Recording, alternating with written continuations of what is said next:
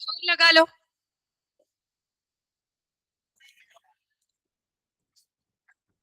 कौन है रे वो बाहर?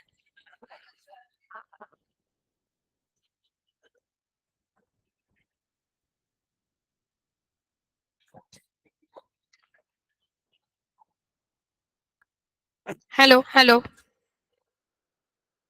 आज कम लोग हैं ये बैच में।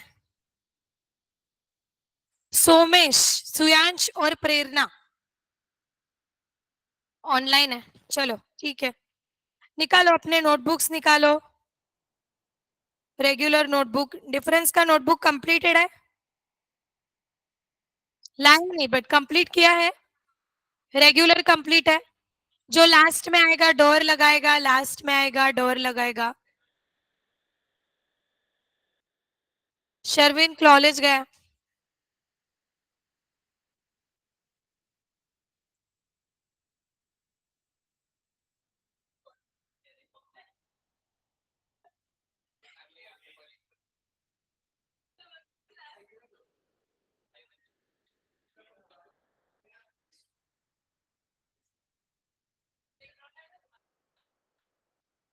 अगर तुम लोगों की बड़बड़ हो गई होगी तो मैं पढ़ाने की कंसेंट मांगती हूँ।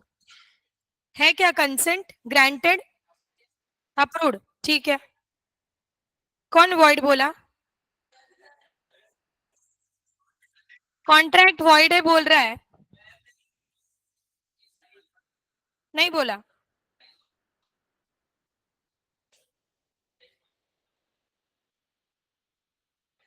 So today we will start with Unit 3 of Sales of Goods Act. No. खत्म करने के लिए नहीं करना है, पढ़ने के लिए पढ़ना है, कितना भी हो आप लोग एंजॉय करके पढ़ो। फर्स्ट है लास्ट है उसका चिंता मैं कर रही हूँ, आप मत करो।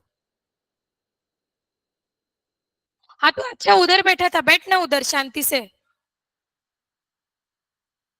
उधर का फैन नहीं लगता क्या पीछे का? है ना फैन तो वहां पे।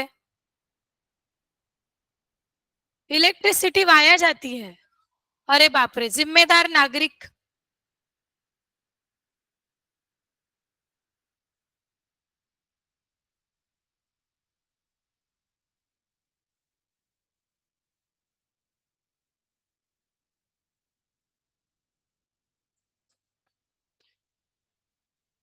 Transfer of ownership and delivery of goods. Transfer of ownership and delivery of goods. Transfer of ownership, ownership का मतलब क्या होता है? पुलिस? पजेशन? नहीं। ओनरशिप का मतलब क्या? प्रॉपर्टी होता है? क्या टाइटल होता है? यस। ओनरशिप मतलब क्या? जिसका क्या है, हक है वो पर्टिकुलर गुड्स पे, that is what owner is. जो गुड्स का ओनर होता है, क्या रिस्क भी उसका होता है? यस, रिस्क भी उसका होगा। सो ट्रांसफर ऑफ ओनर, क्या मैं ऐसा बोल सकती हूँ ओनरशिप ट्रांसफर होने के साथ साथ रिस्क भी ट्रांसफर होगा? Definitely. So risk transfer along with the ownership, I can say that. And delivery of goods, जैसे ही गुड्स डिलीवर हो गए, ओनरशिप ट्रांसफर होने के साथ साथ क्या ट्रांसफर हो गई? रिस्क भी ट्रांसफर हो गई।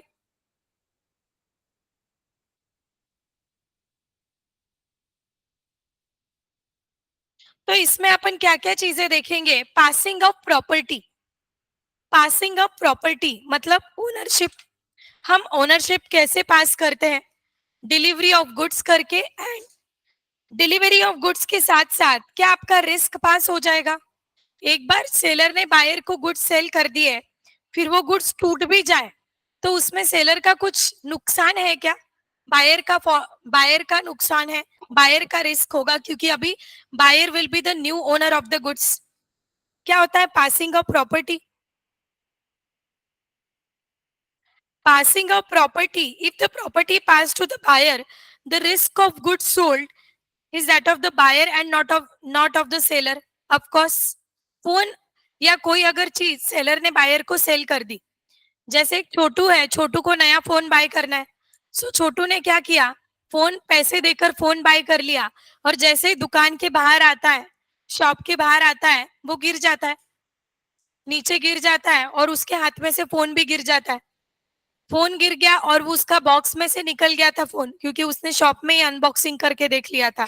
तो बस ऐसा नॉर्मल बॉक्स था, बॉक्स में से फोन गिर के फोन भी टूट गया। अभी क्या वो फिर से दुकान में जाके फोन बदल के ले आ पाएगा? नॉट पॉसिबल, क्योंकि जैसे ही उसने पैसा दिया था, ओनरशिप पास होने के साथ साथ फोन का रिस्क भी पास हो गया था। तो अभी क्या करना पड़ेगा उसको, वो जो भी कॉस्ट है बेयर करना पड़ेगा। So passing of property means passing of risk along with the property.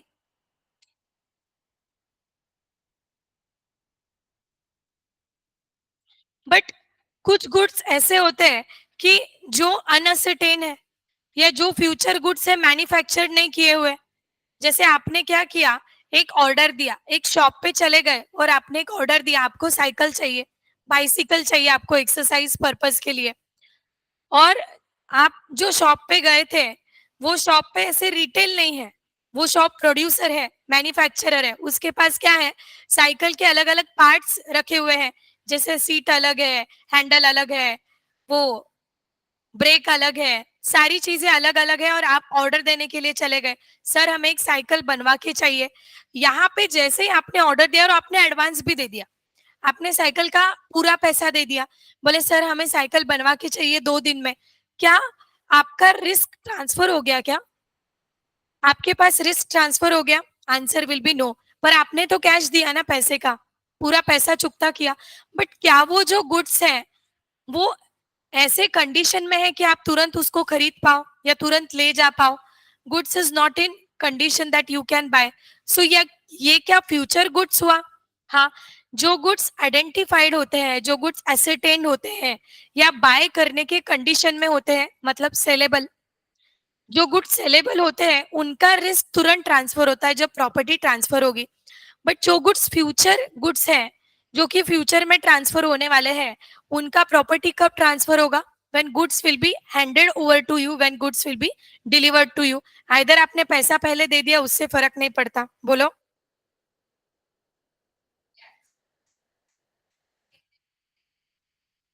Delivery हुई नहीं है तो रिस्क कैसे ट्रांसफर होगा? ओके, ऐसा हर बार जरूरी नहीं है कि रिस्क का ट्रांसफर होना डिलीवरी के साथ उसका कोई ऐसा एज सच रिलेशन नहीं है। रिस्क का ट्रांसफर होने का रिलेशनशिप है ओनरशिप के साथ। So it is not required कि डिलीवरी हुआ है गुड्स का तो रिस्क किसका रहेगा।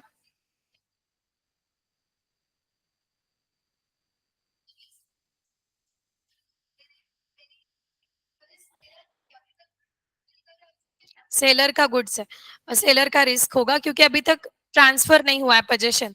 बट कभी कभी ऐसा हो सकता है कि बायर ने गुड्स खरीद लिया और वो रादर देन गुड्स घर पे लेके जाए, उसको कहीं जाना है, उसको कहीं जाना है और वो इतना सारा गुड्स कैरी नहीं करना चाहता है उसके हाथ में। तो उसने क्या बोला, सेलर के पास गुड्स रख दिया। ऐसा एक केस है आगे, सेलर के पास गुड्स रख दिया और बोले कि सर आप क्या थोड़े टाइम के लिए गुड्स संभाल पाओगे? यहाँ पे क्या ओनरशिप के साथ साथ रिस्क भी ट्रांसफर हो गई थी। उसने सेलर के पास गुड्स रखा है, तो यहाँ पे अगर गुड्स को कोई प्रॉब्लम हो गया तो लाइबिलिटी किसका रहेगा? सेलर का रहेगा। लाइबिलिटी बायर का रहेगा। डेफिनेटली बायर का रहेगा। अभी सेलर ऑल द टाइम उसके गुड्स के पास देख तो नहीं सकता है, वहां पे है ना, ठीक से है ना, सही से है ना। अगर गुड्स में कुछ गड़बड़ हो गई, कुछ भी प्रॉब्लम हो गया, तो risk will be of buyer, क्योंकि ट्रांसफर हो गई थी, रिस्क ट्रांसफर हो गई थी।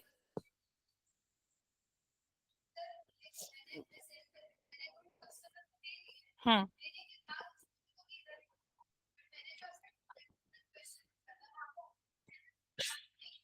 सेलर जब तक देता नहीं है, ओके, सेलर जब तक गुड्स नहीं देता है, सी ओनरशिप का डायरेक्ट रिलेशन गुड्स के साथ है, इसके लिए मैंने बोला। बिकॉज हमने एक चीज देखी थी लास्ट वाले यूनिट में, कि अगर गुड्स बायर को जाते हैं तो वो गुड्स कौन से हैं? आइडेंटिफाइड गुड्स है, because they are identified, specifically उसको आइडेंटिफाई किया है। जो गुड्स बायर को नहीं जाते हैं, मतलब सेलर के पास रहते, वो आइदर अनअसर्टेन होंगे या अनआइडेंटिफाई होंगे। तो डिलीवरी का एज सच डायरेक्ट रिलेशनशिप से, delivery is important part, it is important part, but there is no direct relationship. कुछ केसेस ऐसे हो सकते हैं कि डिलीवरी नहीं हुई है, फिर भी रिस्क किसका है? फिर भी रिस्क बायर का है। या कभी कभी ऐसा भी हो सकता है कि डिलीवरी हो गई है, फिर भी रिस्क किसका है? सेलर का है। उसे राइट ऑफ डिस्पोजल बोलते हैं, मैं आगे बताऊंगी। ओनरशिप का और जो रिस्क का है उसका डायरेक्ट रिलेशनशिप हम क्या कर सकते हैं, मान सकते हैं। Delivery is important part, of course delivery is important part की अनलिस एंड अनटिल हम लोग किसी को गुड्स देंगे नहीं उसके हाथ में, मतलब पोजीशन ट्रांसफर नहीं करेंगे, ये थोड़ी मानेंगे कि वो उसका हो गया है। So delivery is an important part, but not a important, not a main element और not main factor.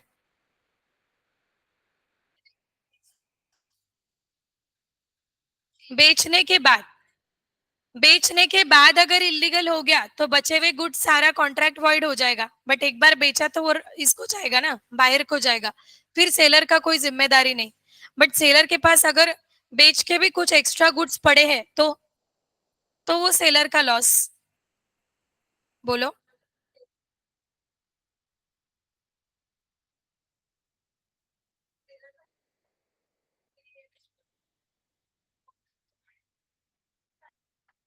Correct, correct है। पोजीशन अगर अभी भी सेलर के पास है, एंड उसमें भी एक चीज है कि किसका डिफॉल्ट के वजह से, किसके डिफॉल्ट के वजह से गुड्स खराब हुए हैं, या गुड्स डैमेज किसके डिफॉल्ट के वजह से हुए हैं। अगर सेलर के डिफॉल्ट के वजह से गुड्स डैमेज हुए हैं तो देन सेलर को बेयर करना पड़ेगा, क्योंकि एज अ बायर हम ऐसा थोड़ी छोड़ेंगे।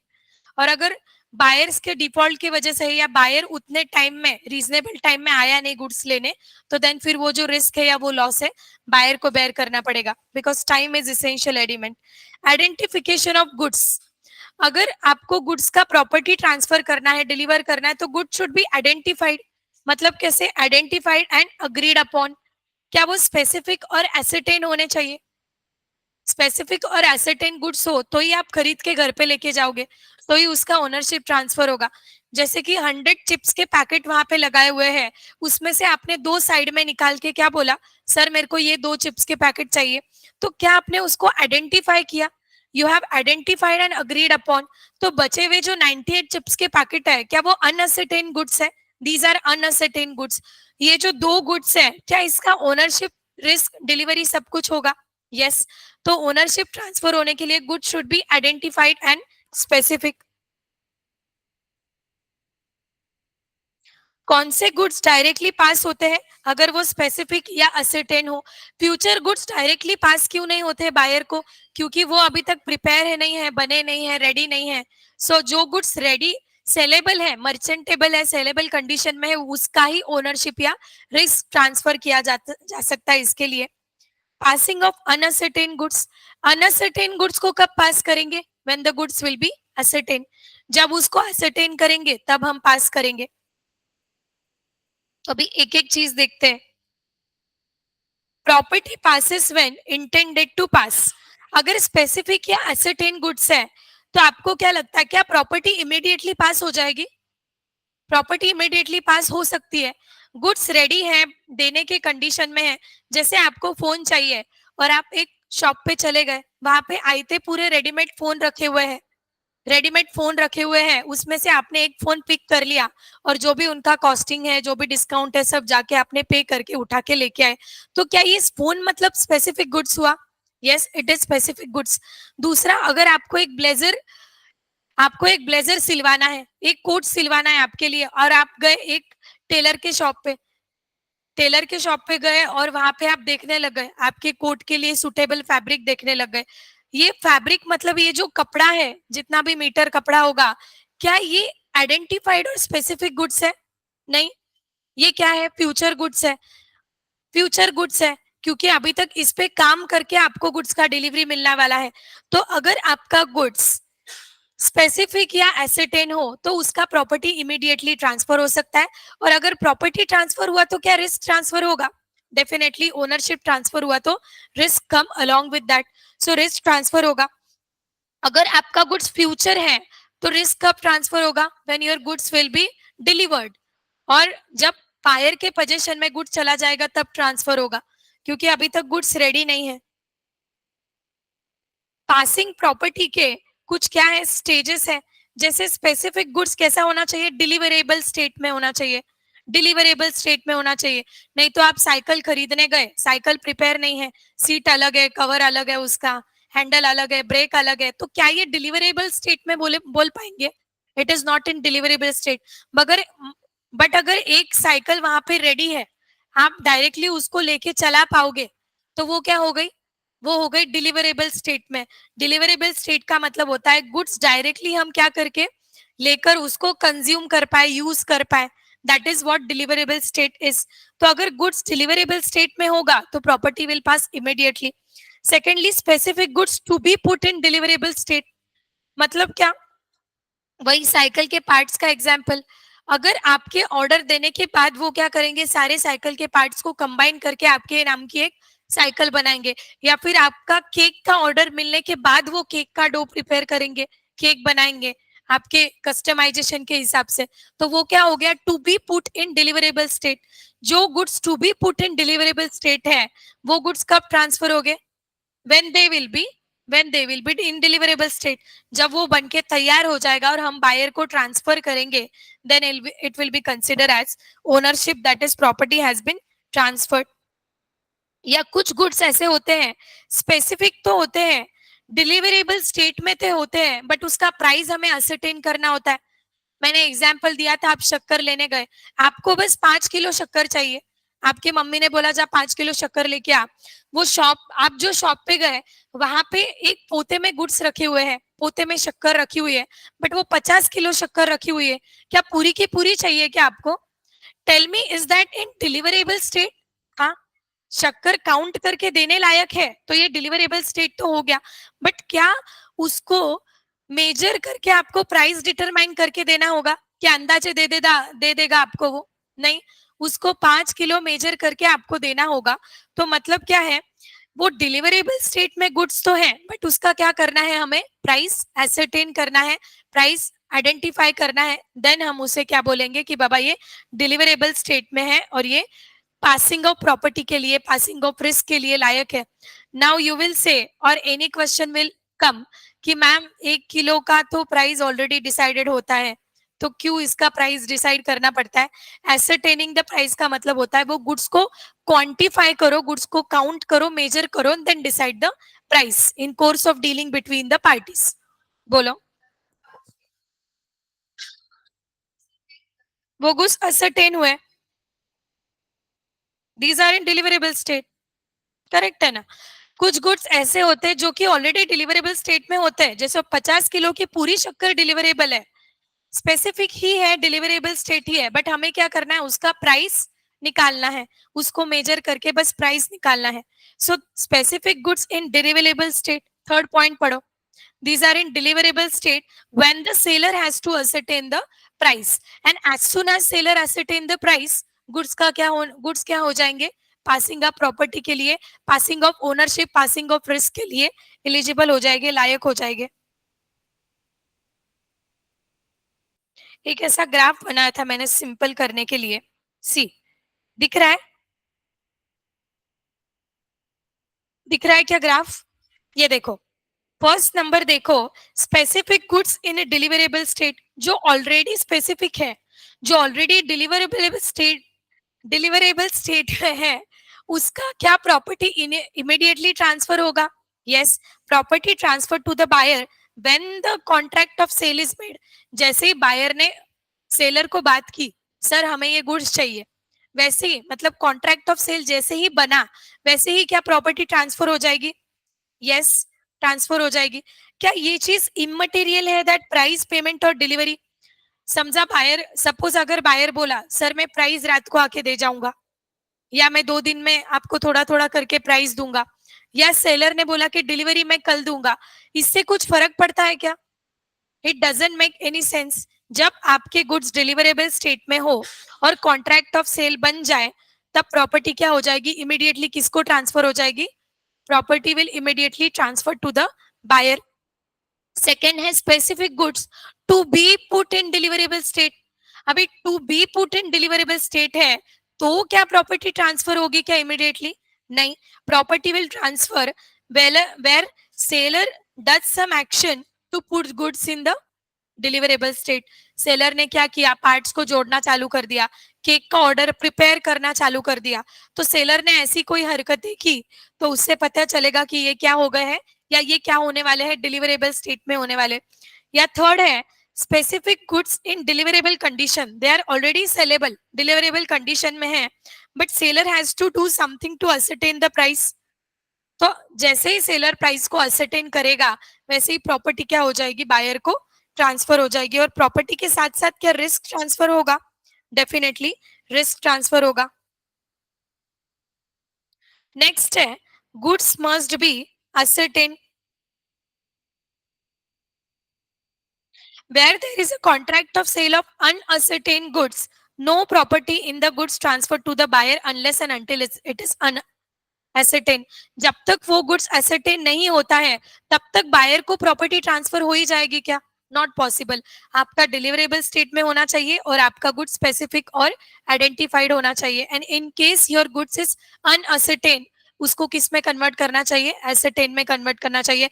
इन केस अगर डिलीवरेबल स्टेट में भी हो आपका गुड्स बट उसका प्राइस डिटरमाइन नहीं है तो सेलर को पहले प्राइस डिटरमाइन करना होगा और फिर वो ट्रांसफर होने के कंडीशन में आ जाएगा। When goods is ascertained, properties pass only when the goods are ascertained. Sell of unascertained goods by description, कोई अनअसर्टेन गुड्स है और बायर आ गया डिस्क्राइब कर दिया, सर चिप्स के पैकेट दे दो, चिप्स के पैकेट दे दो, तो उसमें से क्या अलग निकालने के बाद ही प्रॉपर्टी ट्रांसफर होगी कि सारे की सारे जितने शॉप में उतने उठा के लेके जाएगा। अलग निकालना मतलब ही क्या हुआ, अलग निकालना मतलब ही असरटेन करना हुआ। या दूसरा है delivery to carrier, delivery to carrier मतलब क्या, ट्रांसपोर्टेशन में गुड्स देते, कभी कभी गुड्स बल्क क्वांटिटी में होते हैं या बायर का फिजिकली आके गुड्स लेके जाना पॉसिबल नहीं होता है तो सेलर क्या करता है, ट्रांसपोर्टेशन में डाल देता है, गाड़ी से भिजवा देता है गुड्स, जैसे ग्रेन्स है ये है वो है, गाड़ी से भिजवा देता है। सो in case of delivery there is unconditional appropriation of goods, property has been transferred to the buyer when the contract of sale is made। जैसे ही बायर और सेलर का कॉन्ट्रैक्ट हो जाता है उसमें क्या माना जाएगा कि प्रॉपर्टी क्या हो गई है, ट्रांसफर हो गई है। मतलब वो गुड्स कैसे है, असर्टेन गुड्स है। ये डिटेल में बोलूंगी मैं आपको। ट्रक ही चोरी हो गया, बताती हूँ बताती हूँ शॉपकीपर का बताती हूँ। वो आगे का पॉइंट है जिसमें आपका दिमाग थोड़ा ज्यादा लगाना पड़ेगा। अभी अभी एक छोटी छोटी चीज, अभी एक छोटी सी चीज समझ लो फिर मैं सारी चीजें आपको डिटेल एक्सप्लेन करूंगी। ये बस ट्रेलर था, मतलब मैं आपको समझा रही हूँ। असरटेन अनअसरटेन को एसरटेन करो तभी आप ट्रांसफर कर पाओगे, प्राइस डिटरमाइन है तो प्राइस डिटरमाइन करो तभी आप ट्रांसफर कर पाओगे। जैसे ही आपका ट्रांसफर हो जाएगा ओनरशिप वैसे ही आपका रिस्क चला जाएगा। डिलीवरी होना मतलब ओनरशिप ट्रांसफर होना नहीं हुआ। ये सारी छोटी छोटी चीजें मैंने आपको समझा दी। अभी क्या है कि नकुल ना, हाँ, तो अथर्व का शॉप है, अथर्व का कपड़ों का शॉप है, अच्छे अच्छे शर्ट्स वगैरह मिलते हैं वहां पे, बॉयज बॉयज कलेक्शन है, मेन कलेक्शन है। तो वहां पे क्या गया, इसकी शॉप का एडवर्टीजमेंट देखा तो वहां पे नकुल चला गया। नकुल को अच्छे अच्छे कपड़े चाहिए रहते हैं, आपको तो पता है, पिंकी को पटाना रहता है तो वो एक चांस भी नहीं छोड़ता है। सो नकुल ने सोचा थोड़ी शॉपिंग कर लेंगे, अभी कॉलेज में रेगुलर जाना पड़ रहा है। तो Nakul went to Atharva store. अभी अथर्व भी बहुत अच्छा हुशार, एकदम बिजनेसमैन, बिजनेस माइंडेड था। तो अथर्व क्या है, नकुल को अच्छे से जानता था, नकुल के फैमिली मेंबर्स को जानता था अच्छे से। तो नकुल बस 3 शर्ट खरीदी करने गया था। नकुल ने सोचा 3 शर्ट खरीदी करता हूँ, इनफ है थोड़े दिन के लिए, फिर और नई शॉपिंग कर लूंगा, ऐसी इसके दिमाग में प्लान था। So Nakul wants to Atharva store और उसने अच्छे अच्छे 3 शर्ट टी शर्ट खरीद लिए जो उसको पसंद आए। अभी अथर्व का मार्केटिंग स्ट्रेटेजी एकदम स्ट्रॉन्ग। अथर्व ने बोला अरे घर की बात है, अगर तुझे, वैसे उसको 5 शर्ट पसंद आए थे बट उसका माइंड में था कि मुझे 3 ही खरीदने हैं, तो 5 में से जो उसको ज्यादा 3 पसंद आए, फर्स्ट 3 प्रायोरिटी जो थे उसने वो खरीद लिया। बट अथर्व को ध्यान में आ रहा है, उसकी नजर बार बार वो बचे हुए 2 शर्ट पे भी जा रही है, अरे खरीदू या नहीं खरीदू, घर वाले क्या बोलेंगे वगैरह वगैरह। सो अथर्व ने नहीं, डिस्काउंट नहीं दिया, डिस्काउंट नहीं देता ये। अथर्व ने क्या बोला, एक काम कर तू ये दो, अभी घर की बात है, ये 2 शर्ट तू लेके चले जा, कोई बात नहीं, घर पे लेके चले जा, अगर तुझे पसंद आया तो रख लेना, नहीं पसंद आया तो वापस दे देना, बस एक कंडीशन है कि पहनना मत, घर वालों को दिखा, ट्रायल कर सकता है, बस यूज मत करना, है ना, ये कंडीशन है, सो दैट मैं दूसरे कस्टमर को सेल कर पाऊंगा। तो हाँ, तो ये बात, इन दोनों की ऐसी बात हुई, तो फिर इसको बहुत अच्छा लगा, चलो ठीक है 5 टी-शर्ट लेके जाता हूँ, जो 3 बेटर लगे घर वालों को वो रख लूंगा, जो 3 बेटर लगे वो रख लूंगा। पर अथर्व ने उसको क्या बोला, देख तुझे अगर पसंद नहीं आया तो मुझे 8 दिन के अंदर अंदर क्या कर देना, इन्फॉर्म कर देना, पसंद नहीं आया इन्फॉर्म कर देना, 8 दिन के अंदर आई मीन लाके दे देना, और पसंद आया तो रख लेना, ओके। सो 8 दिन के बाद मैं क्या करूंगा, दूसरे कस्टमर को सेल कर पाऊंगा। तो ये चला गया घर पे, और इसके फैमिली मेंबर्स ने क्या बोला कि अच्छे हैं 5 की 5 शर्ट, अच्छे, एक काम कर सभी रख ले, कोई बात नहीं सभी रख ले। ये क्या किया, तुरंत नकुल ने अथर्व को इन्फॉर्म किया कि अरे मेरे घर वाले जो है बोल रहे कि सभी शर्ट रख लो, मैं कल आके पेमेंट कर जाऊंगा। तो ये क्या हो गया, पेमेंट हो गया, गुड्स उसको डिलीवर हो गए, अभी रिस्क भी उसका कुछ भी करे। दूसरा एक सिचुएशन है जहां पे अभी तक 8 दिन हो गए, लेकिन नकुल ने अथर्व को फोन नहीं किया। अथर्व ने क्या बोला, अगर तुझे गुड्स नहीं चाहिए तो मेरे को 8 दिन के अंदर क्या कर देना, बचे हुए जो 2 शर्ट है कोई भी वो वापस लाके दे देना। इसने 8 दिन में फोन ही नहीं किया उसको, तो अथर्व क्या समझेगा, अथर्व समझेगा कि उसने गुड्स को क्या कर लिया है, एक्सेप्ट कर लिया है। क्यों, क्योंकि उसने ऐसी कोई एक्टिविटी की है जिससे ऐसा पता चलता है कि he has accepted the goods, because उसने 8 दिन में इन्फॉर्म भी नहीं किया, 8 दिन में गुड्स भी वापस नहीं लाके दिए, that that means it is implied that he have accepted the goods. तो कल जाके अगर 8 दिन के बाद कभी अथर्व उसको मिलेगा, तो क्या 3 शर्ट के पैसे, इमेजिन करो 3 शर्ट के पैसे उसने तभी दे दिए, बस 2 के बाकी है, तो क्या अथर्व 2 शर्ट के पैसे मांगेगा उसको, डेफिनेटली मांगेगा। ये तो हो गई 2 क्लियर बातें, आइदर उसने इन्फॉर्म कर दिया तो सवाल ही नहीं आता है, एक्सप्रेस हो गया, या फिर दूसरा इन्फॉर्म नहीं किया, मतलब इसने इम्प्लाइडली बाय हिज एक्शंस ऐसे समझ लिया कि बाबा गुड्स इसने खरीद लिए हैं, 8 दिन के बाद अभी ये सिर्फ डायरेक्ट लाके देगा तो पैसा लाके देगा। बट 8 दिन के अंदर, अभी तक 8 दिन का ड्यूरेशन खत्म नहीं हुआ है, 8 दिन के अंदर एक बर्थडे पार्टी थी, बड़ी सी पार्टी थ्रो की, जयेश का बर्थडे था, उसने बड़ी सी पार्टी थ्रो की, और जयेश क्या म्यूचुअल फ्रेंड है, मतलब दोनों का कॉमन फ्रेंड है, अथर्व भी उसका दोस्त है, नकुल भी दोस्त है। तो जयेश ने क्या किया, सबको इनवाइट किया और इन दोनों को भी इनवाइट किया। तो 8 दिन नहीं हुए अभी, हाँ वो 2 शर्ट की बात कर रही हूँ, जो लेना नहीं लेना कंफ्यूज है, ये कंफ्यूज है नकुल। सो वो पार्टी में नकुल क्या किया, नकुल ने वो शर्ट पहन के चला गया, जो 2 शर्ट वापस देने वाला था सोच के, उसमें से एक शर्ट वो पहन के पार्टी में चला गया, और पार्टी में वहां अथर्व ने उसको देख लिया कि अरे उसने तो वो शर्ट पहना है। अभी अथर्व क्या डिसाइड करेगा, या अथर्व क्या सोचेगा कि इसने ये शर्ट एक्सेप्ट कर लिया है, मतलब गुड्स को क्या कर लिया है, एक्सेप्ट कर लिया है, गुड्स को खरीद लिया है। दूसरे दिन तुरंत ये जाके अगर वो शर्ट वापस देगा दुकान पे, तो क्या अथर्व उसको एक्सेप्ट करेगा, नहीं करेगा, he will ask for the price. पर 8 दिन का टाइम स्पैन तो एक्सपायर नहीं हुआ है फिर भी, एग्जैक्टली exactly. 8 दिन का टाइम स्पैन एक्सपायर ना होने के बावजूद भी इसने कोई ऐसी एक्शन की है जिससे ऐसा लगे कि वो गुड्स का कौन है, ओनर है।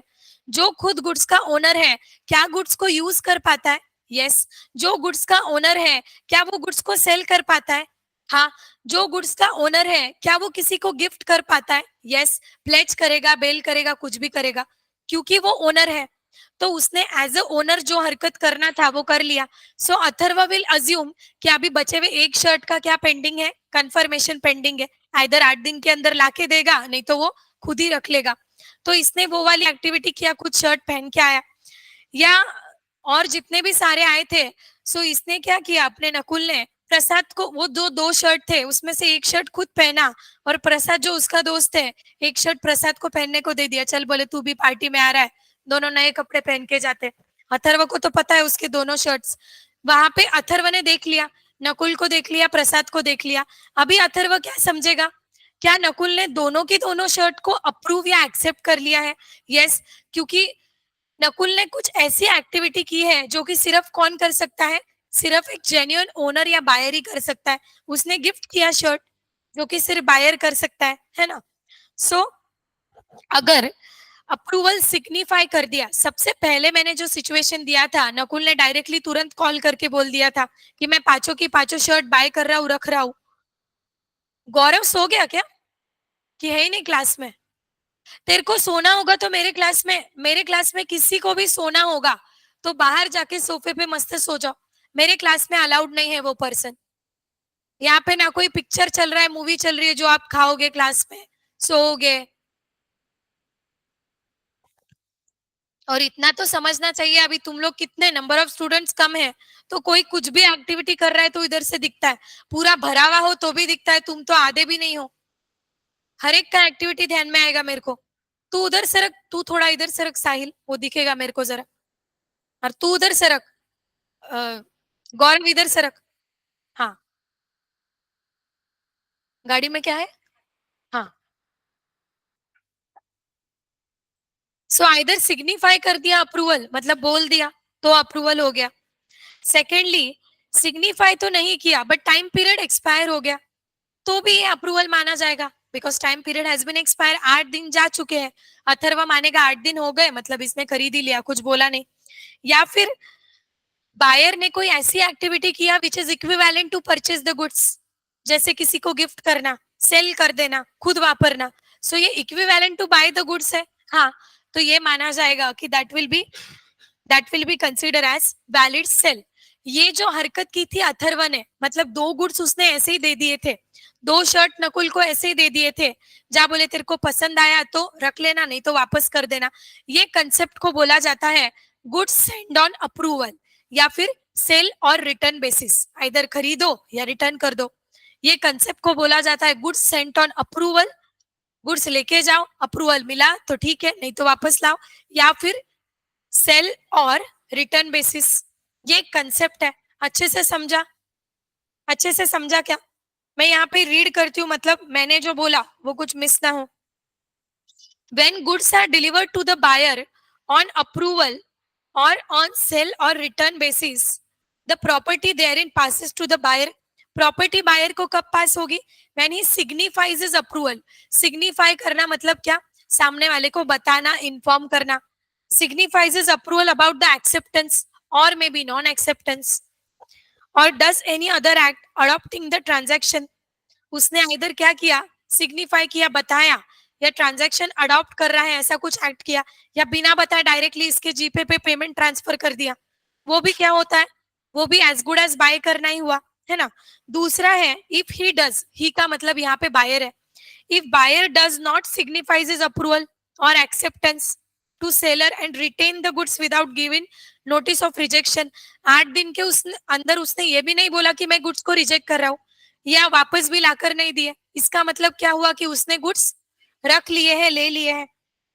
Then if the time has been fixed for the return on the expiration of such a time, जो 8 दिन का टाइम दिया था उसके एक्सपायरी पे ही क्या पता चलेगा, रीजनेबल टाइम खत्म हो गया है और ये बायर ने गुड्स को बाय कर लिया है।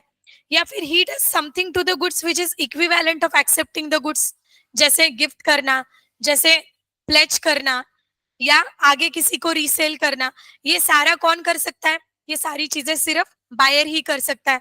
तो उसने एज ए बायर कर लिया, मतलब उसने गुड्स को एक्सेप्ट कर लिया, तो उसके लिए 8 दिन की वेट करने की जरूरत है क्या? नहीं, 8 दिन के अंदर ही समझ जाएगा गुड्स एक्सेप्ट किया। So this concept is known as goods sent on approval और सेल और return basis, section number 24। Remember, you should remember that section. ये बहुत ज्यादा इंपॉर्टेंट है, इस पे क्वेश्चन है, मैं आपको अभी थोड़ी देर में सॉल्व करवाऊंगी। एक होता है गुड सेंड ऑन अप्रूवल।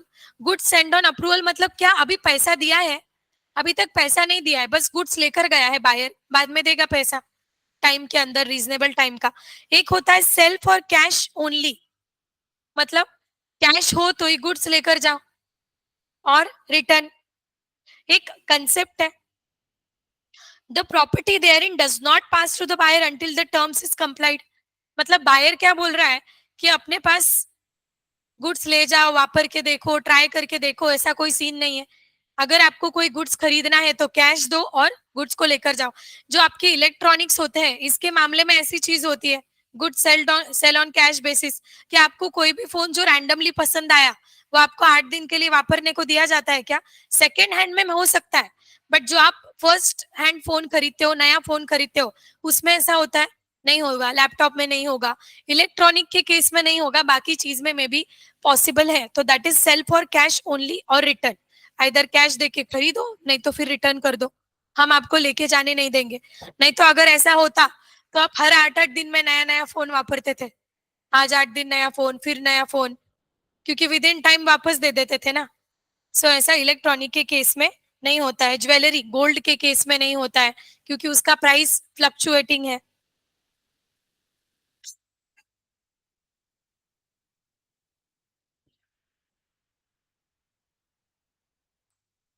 और एक चीज अभी वापस इस पे आते हैं, डिलीवरी टू कैरियर। कैरियर का मतलब ट्रांसपोर्टर। ट्रांसपोर्टर मतलब जो एक कोई एजेंट या एक कोई बंदा जो सामान लेके जाने वाला है।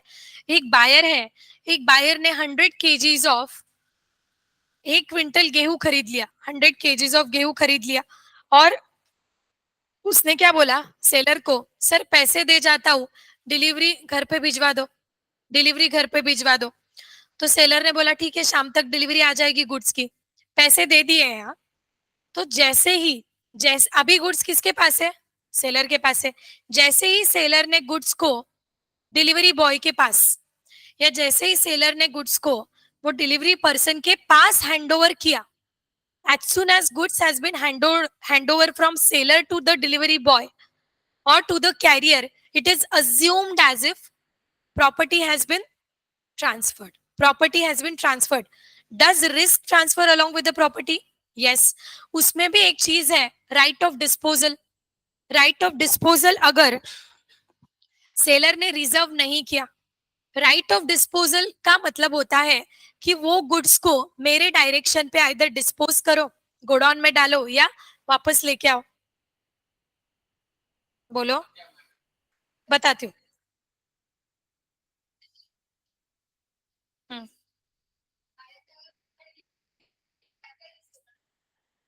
बायर ने अगर बायर का खुद का डिलीवरी वाला है, मतलब भी ऐसा माना जाएगा कि buyer is himself taking the delivery.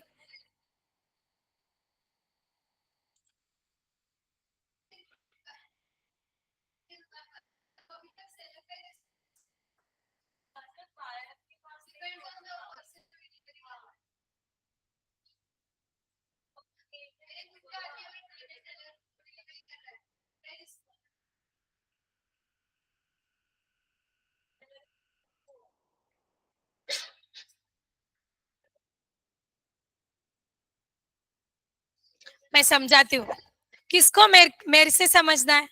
हाँ, मैं समझाती हूँ। अभी क्या है, बायर ने एडवांस में पैसा दे दिया सेलर को। बायर ने एडवांस में सेलर को पैसा दे दिया और बोले एक्चुअली ये इसका गाड़ी ऐसी, हाँ इधर जा रही है गाड़ी, बट कोई नहीं, अपन इसको टर्न करेंगे। सो सेलर ने क्या किया, सेलर ने सामान लोड किया ना, इधर इसके लिए इधर है, ऐसे क्या कर रहे हो? सेलर के शॉप के बाहर गाड़ी है, सामान लोड करना है, उल्टी गाड़ी में थोड़ी सामान लोड करेंगे। तो सेलर ने क्या किया, 100 किलो 100 kg ऑफ गेहूं सामान लोड कर दिया गाड़ी में। ओके, और बोले जा अभी तू ऐसे ऐसे जा, देखो रूट दिख रहा है, ऐसे ऐसे जा बायर के पास, बायर के पास गुड्स को दे के आ। एज सुन एज बायर ने पैसा पहले दे दिया, as soon as when goods are handed over to the carrier agent, as soon as when the goods are handed over to the carrier agent, ऐसा माना जाएगा, अभी उसमें भी बहुत अलग अलग चीजें हैं, ऐसा माना जाएगा कि property has been transferred to the buyer from the seller. Property has been transferred to the buyer from the seller, पहली चीज। एज सुन एज उसने क्या किया, डिलीवरी एजेंट को गुड्स क्या कर दिया, ट्रांसफर कर दिया। दूसरी चीज इमेजिन करो, अगर अभी तक बायर ने पैसा नहीं दिया, अभी तक बायर ने पैसा क्या किया, नहीं दिया है, तो सेलर को रिस्क रहेगा, सेलर को रिस्क रहेगा कि पैसा नहीं दिया है, डिलीवरी जाने तक इंसॉल्वेंट हो गया तो क्या करे, लॉस मेरा है वगैरह वगैरह। तो सेलर ने क्या किया, राइट ऑफ डिस्पोजल उसके पास रिजर्व रखा। रिजर्विंग राइट ऑफ डिस्पोजल का मतलब होता है जो गुड्स के बारे में डिसीजन है, जब तक बायर के हाथ में गुड्स नहीं आ जाते तब तक का डिसीजन किसके हाथ में होता है, सेलर के हाथ में। बीच में से ये सपोज आधा रास्ते में ट्रक अगर इधर तक पहुंचा और सेलर को फोन गया किसी का, बोले बायर तो इंसॉल्वेंट हो गया है, आप गुड सेल मत करो, तुरंत ये ट्रक वाले को फोन करके क्या ट्रक वापस बुलवा सकता है? डेफिनेटली ट्रक को वापस बुलवा सकता है। क्यों? क्योंकि सेलर ने क्या किया है, राइट ऑफ डिस्पोजल रिजर्व किया है। राइट ऑफ डिस्पोजल सेलर ने रिजर्व किया है। राइट ऑफ डिस्पोजल का मतलब होता है जो रास्ते में गुड्स है, जो रास्ते में गुड्स है, ट्रांसपोर्टेशन कैरियर में गुड्स है, उसके बारे में सारा डिसीजन लेने का राइट किसके पास है अभी तक? सेलर के पास है। That mean seller has appointed the carrier agent of course. So वो सारा डिसीजन सेलर के पास होता है, that is reserving the right of disposal. उसके डायरेक्शन पे आइदर गुड्स को ट्रांसफर करो या वापस गुड्स को लेके आओ या गुड्स को कहीं फेंक दो, किसका रहेगा? सेलर का रहेगा। राइट ऑफ डिस्पोजल रिजर्व करना बोला जाता है। In almost all the cases seller dispose the या seller reserves the right of disposal, ताकि सेलर कभी कोई रिस्क नहीं लेना चाहता है। या फिर सेलर ने क्या किया, उसके कैरियर एजेंट के साथ बिल ऑफ एक्सचेंज भेज दिया, एक बिल ऑफ एक्सचेंज भेज दिया। जब तू क्या करना, पहले बिल ऑफ एक्सचेंज देना, और अगर कस्टमर साइन करेगा तो ही तू क्या करना, उसको गुड्स का डिलीवरी देना। अगर बिल ऑफ एक्सचेंज में कस्टमर ने साइन नहीं किया तो क्या वो गुड्स का डिलीवरी वापस ले आ सकता है? हाँ, ला सकता है, क्योंकि उसने उसके पास राइट ऑफ डिस्पोजल क्या किया है, रिजर्व रखा है। बोलो। हाँ,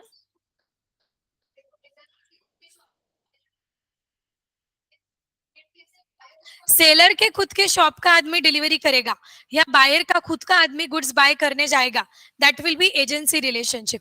या एजेंट उनके बिहाफ पे काम करेगा तो it is assumed as if either seller के आदमी ने दिया है तो सेलर ने दिया है, आइदर बायर का आदमी आया है तो बायर ने गुड्स लिया है। वो छोड़ दो।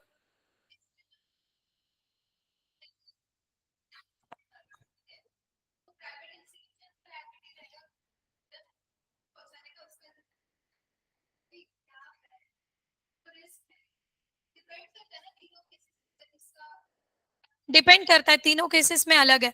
सी अगर हाँ, जिसका रहेगा उसका।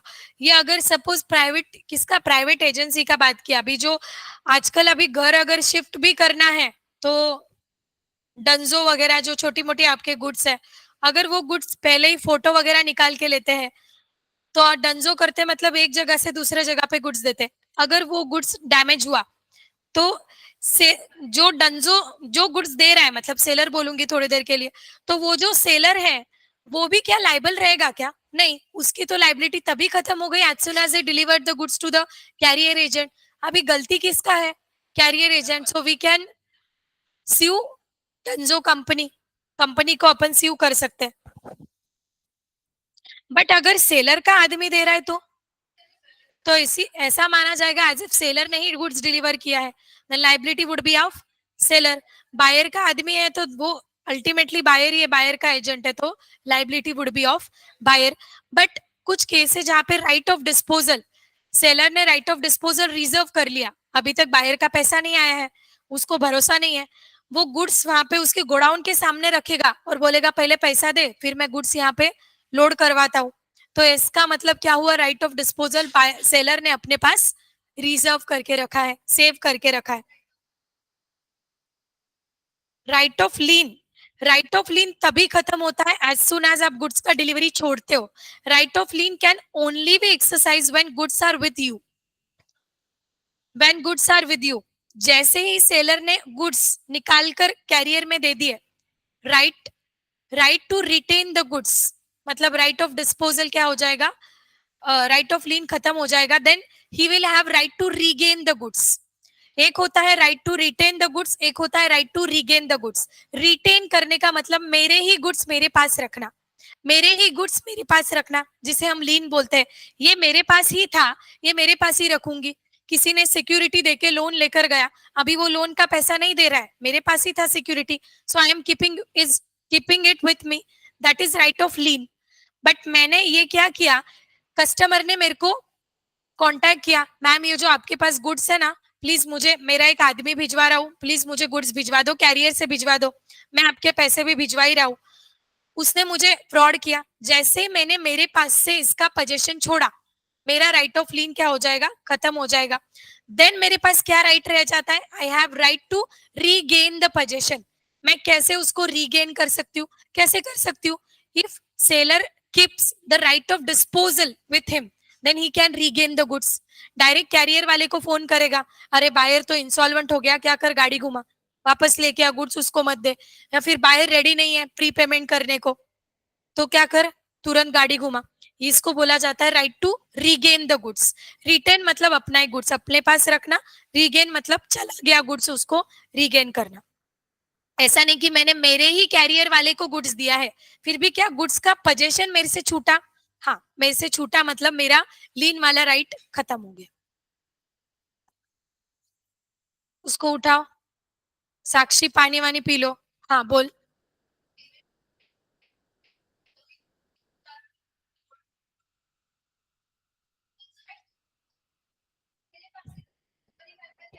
That is not right of lien, that is not right of lien. चाहे मेरा ही कैरियर होगा या अपना ही कैरियर होगा, वही गुड्स, कोई भी गुड्स का पोजीशन कैरियर वाले को छोड़ना मतलब ही राइट ऑफ लीन छोड़ना हुआ. चाहे वो कैरियर मेरा वाला हो या किसी और का वाला हो, उससे फर्क नहीं पड़ता. You are losing the position of goods to the carrier, to the delivery boy, either किसी का भी हो, that means you are losing the right of lien. बोलो. तू खुद भी गया तो तूने, अच्छा यू, अच्छा you took the goods and you, but तू, ओके, तू कैरियर में जा रहा है, लेकर जा रहा है, तेरा एजेंट मतलब ही तू माना जाएगा ना. सपोज तू, उसने कोई एजेंट हायर किया, तो भी तो गुड्स डिलीवरी कैरियर में थे, या फिर तू खुद गया तो भी तो गुड्स कैरियर में थे. एक बार पोजीशन छोड़ा फॉर कैरियर, वो कैरियर वाला बंदा either may be your agent or may be you, दोनों सेम ही हुआ वैसे भी, तो भी क्या माना जाएगा कि बाबा right of lien, you have dropped the right of lien, now you will have right to regain the position. जो मैंने छोड़ा था गुड्स का पोजीशन, उसको मैं रीगेन कर लू, है यहाँ पे. इन ट्रांजिशन में पहने मतलब मैंने कहीं जाने ही नहीं दिया, I kept my right, I kept my right to the goods. फिर मैंने गुड्स को डिलीवर ही नहीं किया, तो वो माना जाएगा कि मैंने रीन अभी भी मेरे कब्जे में है. मैं क्या बोल रही हूँ, देख तू पहले पैसे दे, फिर ही मैं गुड्स को छोड़ूंगी, फिर ही मैं गुड्स को क्या करूंगी, कैरियर वाले के पास दूंगी, इसे लीन माना जाएगा. बट मैंने कैरियर वाले के पास दे दिया, मेरे आदमी को कैरियर वाले के पास दे दिया, फिर मैंने क्या राइट ऑफ लीन एक्सरसाइज किया, क्या नहीं किया. फिर I have right to regain the position, not to retain the position, है ना. समझो बात को, आगे भी है डिटेल में. Exactly. Right to regain can only be exercised when we lose right to retain, है ना, है ना. रीगेन एंड डिस्पोजल, डिस्पोज का करने का मतलब होता है सेलर के डायरेक्शन पे थ्रो कर दो, डिस्पोज कर दो, आइदर किसी और को ट्रांसफर करो. अभी क्या है, मैंने एक ट्रक दे दी, मैंने एक ट्रक छोड़ी सिया के घर पे, कुछ गुड्स है उसमें, फोन है, मोबाइल फोन है, तो सिया के घर पे डिलीवर होने वाली थी. रास्ते में मेरे को पता चला कि सिया प्रॉम्प्ट नहीं है पेमेंट के लिए, वो आज तो पैसा देने ही नहीं वाली. मैंने क्या किया, तुरंत वो ट्रक ड्राइवर को फोन किया एंड मैंने बोला एक काम कर, सिया के घर पे गुड्स का डिलीवरी मत करना, डायरेक्टली जाके प्रसाद के गोडाउन पे डिलीवरी कर दे, उसका एडवांस पेमेंट आ गया है. सो क्या मेरे डायरेक्शन पे उसने गुड्स को गाड़ी घुमाई. डिस्पोज करने का वैसे एज सच मीनिंग होता है कि बाबा गुड्स को निकाल दो, थ्रो करो, पर यहाँ पे डिस्पोज का मीनिंग समझो कि सेलर के डायरेक्शन पे आइदर वो गुड्स डिलीवर करेगा, गुड्स वापस ले आएगा, थ्रो करेगा या कुछ भी करेगा, डायरेक्शन किसका होगा, सेलर का होगा. और ये भी चीज ध्यान रखो कि right of regain can be only exercise when we lose the right to retain.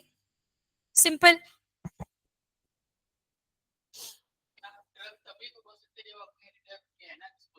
That is only when I reserve the right of disposal. 99% of the seller, when the payment is not received, they reserve their right of disposal, of course ना, risk रहता है, कौन risk लेगा? हाँ, advance में पैसा दे दिया है बायर ने तो बात अलग है। टेल मी, अभी तक जो हमने डिस्कशन किया, किसी को कोई डाउट है? समझ रहा है?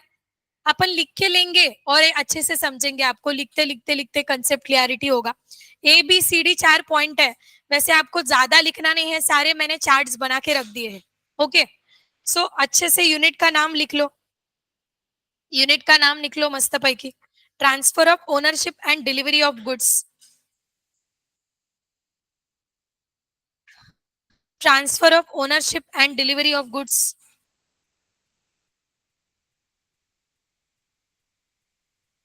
इधर पीछे समझा क्या तुम लोगों को? हर्ष, समझा? लिखते लिखते कोई डाउट आया तो वहां पे मार्क करके रख दो, पूरा लिखना होने के बाद फिर से हम डिस्कस करेंगे। सेल और अप्रूवल बेसिस सबको समझा? हाँ, गौरव रिवाइज, सबको रिवाइज करेगा एक बार, sale on approval basis 3 points. कुछ नहीं, नॉर्मल अपने हिंदी लैंग्वेज में बोल देना क्या होता है सेल और रिटर्न बेसिस और सेल और अप्रूवल बेसिस, क्योंकि वो कंसेप्ट के आधे टाइम तू सो रहा था तो देखते। हाँ,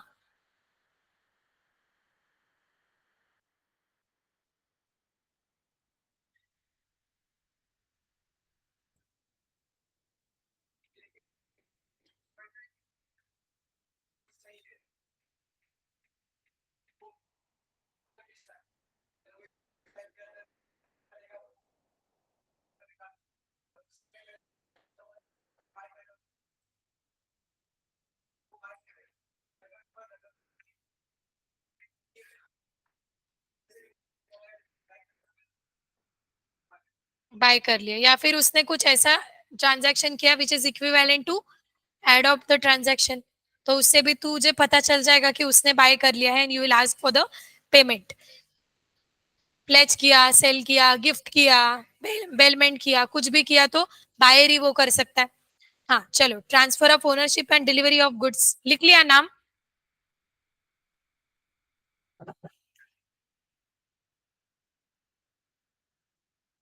उसमें लिखो, if the property has pass to the buyer, मैं डिक्टेट कर रही हूँ, if the property has pass to the buyer, title जिसने नहीं डाला छोड़ दो एक line, if the property has passed passed to the buyer,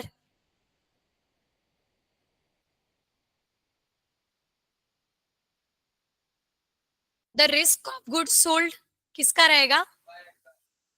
The risk of goods sold is that of the buyer, not the seller. दो goods, THOUGH, मतलब अगर फिर भी दो गुड्स, उसके आगे लिखो, दो goods may still be in the seller's possession, sellers के पोजेशन में रहने के बाद भी रिस्क बायर का रहेगा, still be in the sellers possession.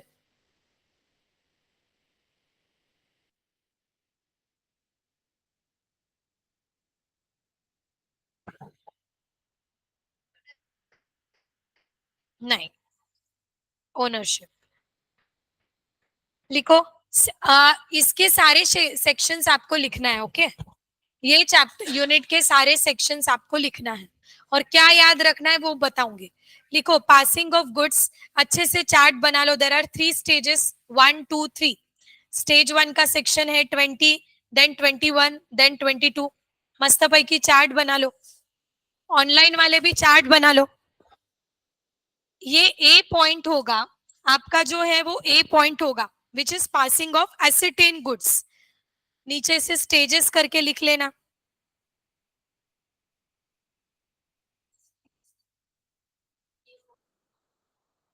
A point है, बी पॉइंट है, सी पॉइंट है और डी, ABCD। तो हम ए पॉइंट का चार्ट बना रहे हैं अभी, समझा ना? थोड़ा फास्ट करो, टाइम नहीं है ज्यादा। आप आपकी बुक ऐसे लैंडस्केप करके भी लिख सकते हो, मतलब as you wish.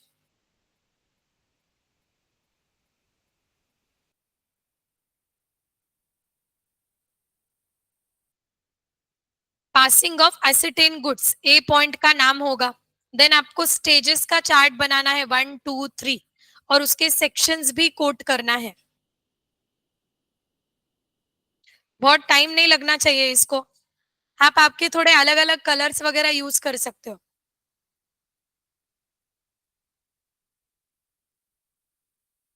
Black blue pen use कर सकते हो दोनों, क्यों सब अगर कचड़ मचड़ हो जाएगा तो.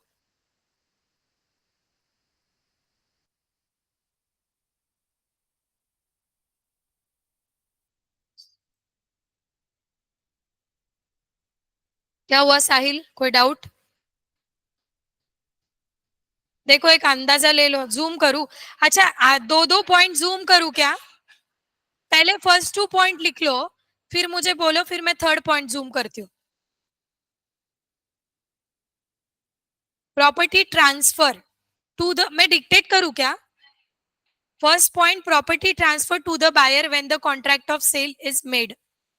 It is immaterial. मतलब ये इंपॉर्टेंट नहीं है कि प्राइस का पेमेंट होना या डिलीवरी का पोस्टपोन होना is not important.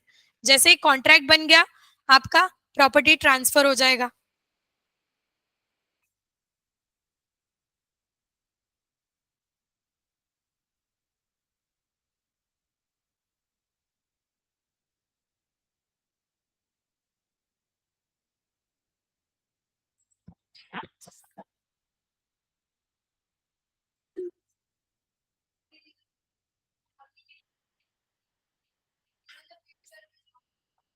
To be put in future goods, bracket में फ्यूचर गुड्स लिख लो, कभी कंफ्यूजन नहीं होगा.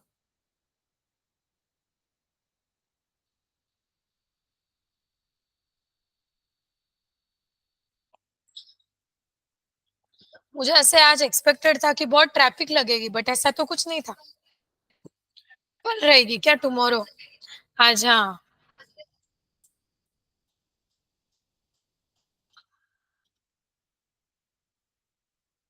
ऑनलाइन वाले लिख रहे हो क्या? दिख रहा है?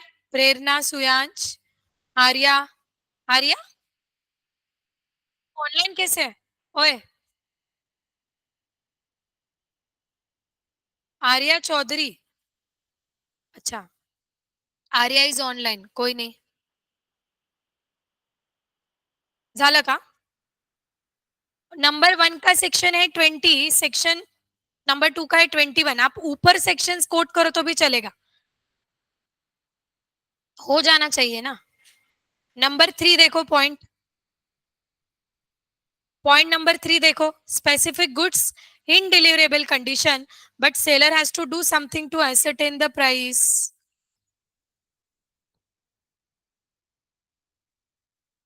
हेलो. हाँ बोलो.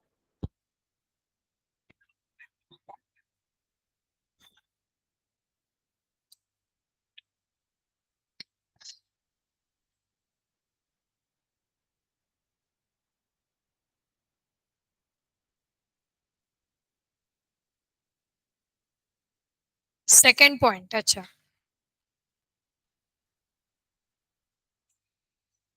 सेक्शन 21 है उसका. पूरा लिखना होने तक तो क्लास खत्म नहीं होगा. स्पीड देख लो अभी से. मैं अभी बी डिस्प्ले करूं? ए हो गया होगा तो लिख रहे हो? फिर थर्ड पॉइंट को जूम करूं? हम्म. अच्छे से ग्राफ बनाओ, बाद में लिख, बाद में वही पढ़ना है सबको. कुछ भी किचड़ मिचड़ मत करो. Has to do something.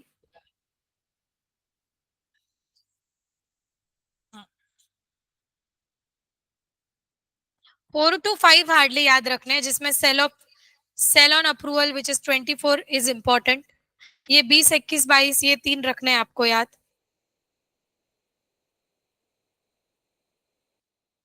जो इम्पोर्टेंट है एकदम वही याद रखने को बोलती हूँ.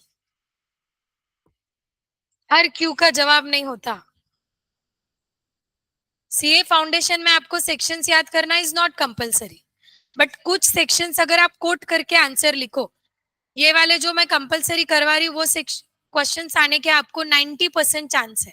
सेल ऑन अप्रूवल तो मुंह उठा के हर एग्जाम में आता ही है क्वेश्चन। हो गया डन। चलो goods must be ascertain section 18। B वाला पॉइंट, अब बी बी, ए वाले के तीन लिख लिए। ये था, ए था passing of ascertain goods, A था, प्रॉपरली लिखो। हाँ, ए हो गया। अभी बी पॉइंट नंबर 3। हाँ, property will pass after ascertaining the price. These are not sub point, these are the main points. We have A, B, C, D and उसके अंदर के सब पॉइंट्स हम 1 2 3 से लिखेंगे। A, B, C, D is under the passing of property.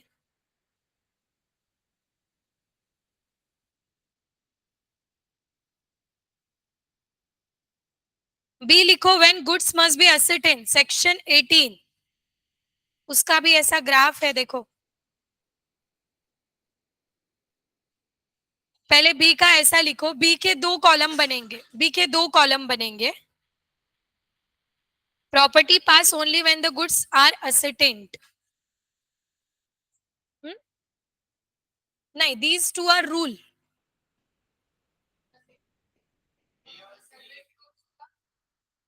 A, B are not subsections or sections. These are the points. 18 का subsection है क्या? Yes, but which is not required you to learn। 18 लिखो सिर्फ, बोलो। Yes, मेरे hand written notes होते हैं जो मैं आपको लिखवाती हूँ, सब लिखना है। हाईलाइटेड अनहाईलाइटेड ऐसा कुछ कंसीडर मत करो, जो मैं आपको नॉर्मल नोट्स में करती हूँ। लिखना चालू कर दो। और बी के ऐसे दो पार्ट्स बनेंगे। आप तो देख लो, 3 नहीं है, 2 है।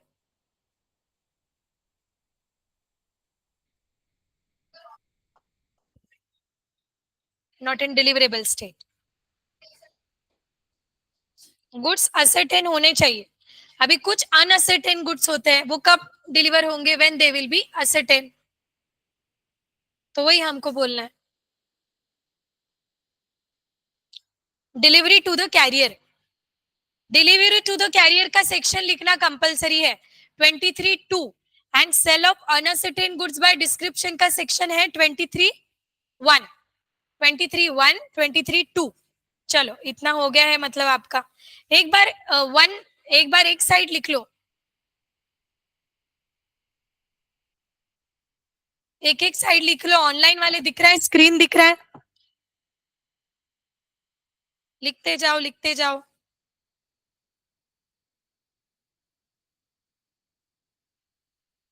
हाँ, नंबर 1 पहले लिख लो, छोटा पॉइंट है। फिर नंबर 2 लिखना, फिर नंबर 2 पॉइंट को रुक जाओ, मैं डिक्टेट करूंगी कि नहीं। आधा लिख दिया होगा बहुत लोगों ने। Property will pass only when goods are ascertained, मैं 1 बोल रही हूँ। लिखा? 23(1) लिख लिया क्या? 23(1) सबसेक्शन कोट एवरीथिंग, मैंने जो जो लिखा है वो। मेरे हैंड रिटन नोट्स लिखो कि नहीं, क्वेश्चन मत करो, सब सब कुछ लिखो। हाँ, अभी 23(2) लिखना चालू कर दोगे? 23(2) मतलब सेकेंड साइड, अनदर साइड।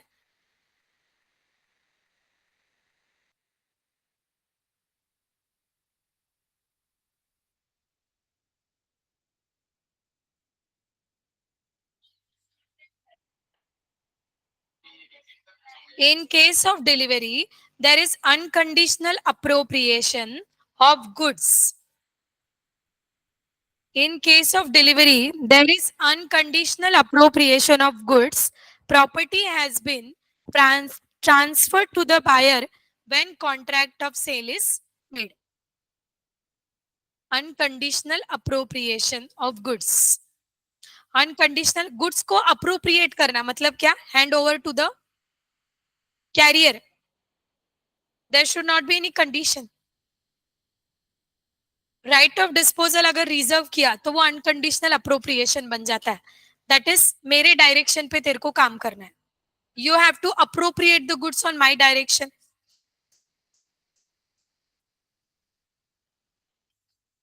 उसे अनकंडीशनल अप्रोप्रिएशन बोलते हैं। मतलब क्या? तू तेरे दिमाग से कुछ नहीं करेगा, मेरे डायरेक्शन पे काम करेगा। मैं मतलब सेलर, सेलर जो बोल रहा है वो उसका एजेंट करेगा, ऐसा।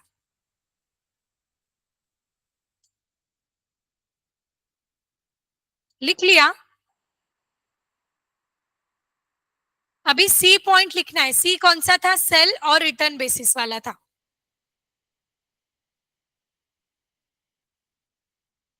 सी पॉइंट था सेल ऑन अप्रूवल और sale on return basis, section 24।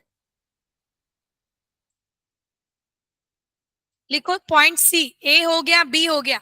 ये ए बी किसके सब पॉइंट्स है? मेन हेडिंग है पासिंग ऑफ प्रॉपर्टी, उसके ए बी सी डी सब पॉइंट्स है। हाँ, अभी आपको लिखना है, सी का फ्लो चार्ट नहीं बना है, ये आपको डायरेक्टली लिखना है।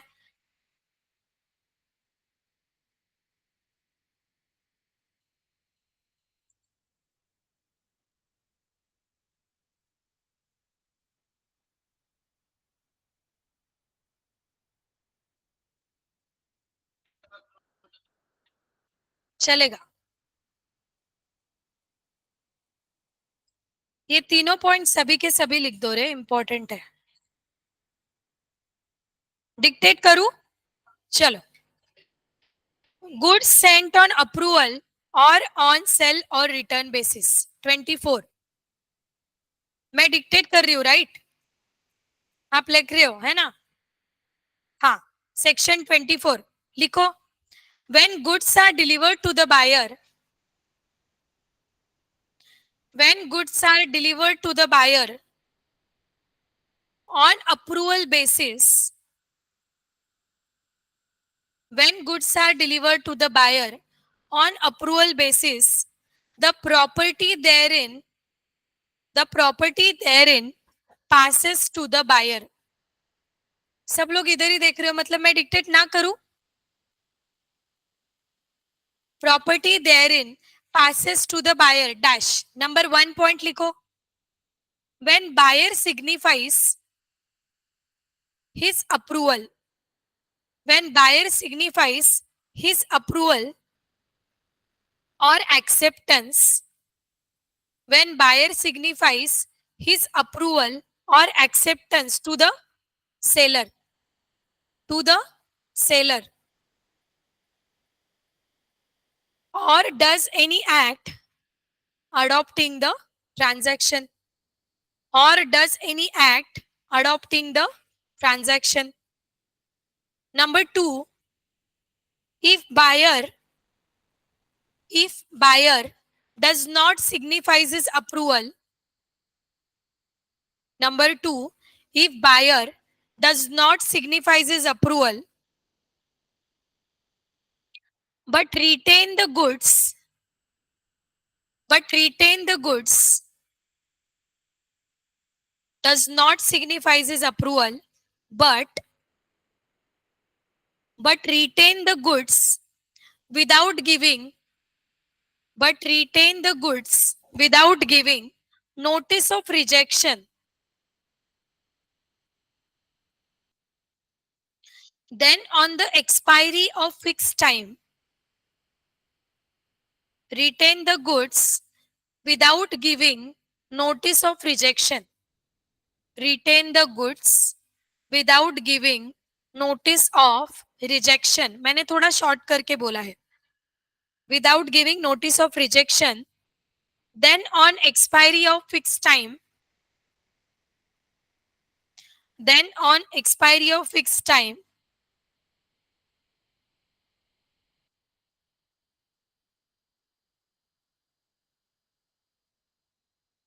it will be considered as sell.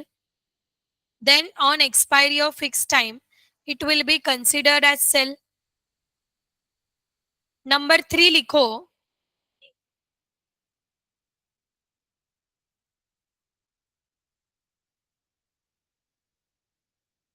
Number 3 लिखो। If buyer does something to the goods, if buyer does something to the goods, something to the goods which is equivalent of accepting the goods, which is equivalent of accepting the goods. Example, pledge, sell, bailment, gift, etc. equivalent to accepting the goods. Example, pledge, sell, gift, pledge, sell, gift, bailment, etc. अभी goods sailed on approval में एक star mark करके, मतलब वो D point नहीं है, उसका ही सब पॉइंट है, स्टार मार्क करके जितना मैंने हाईलाइट किया है उतना लिख लो. सेल फॉर कैश ओनली और रिटर्न में.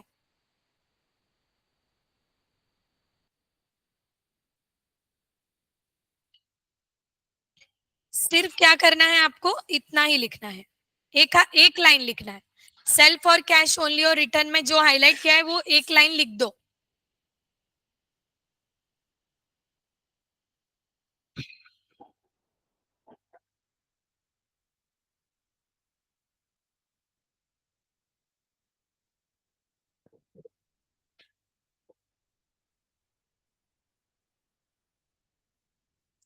सेल फॉर कैश ओनली और रिटर्न में जब तक बायर कैश नहीं दे देता तब तक प्रॉपर्टी किसका रहेगा, सेलर का.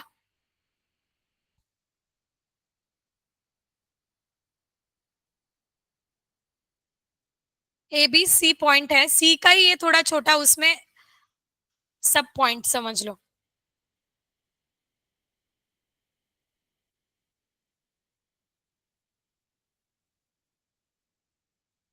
डन.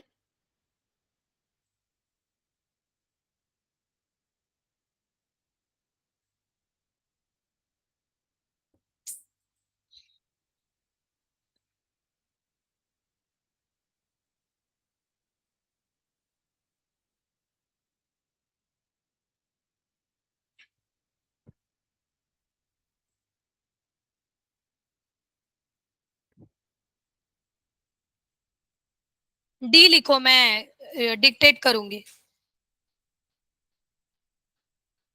पॉइंट डी लिखो, reservation of right of disposal.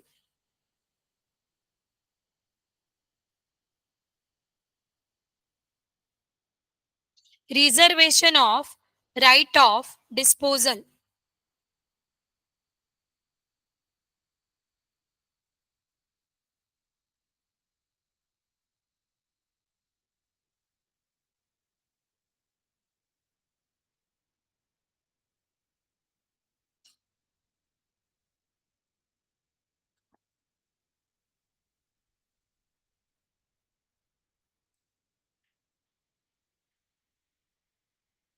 Reservation of right of disposal में आपको ये दिख रहा है,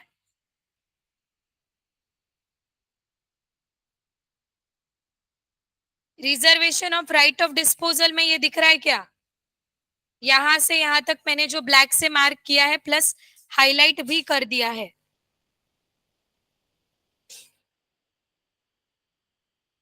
लास्ट 3 लाइन्स 1 2 3, इन सच केस से आगे डी, डी पॉइंट चल रहा है, लिखना चालू कर देना. और जिसका ये हो गया वो सरकमस्टांसेस लिखना चालू कर देना. That is in continuation.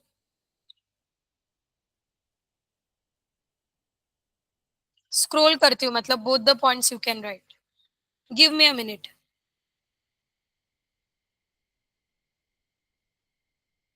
हाँ,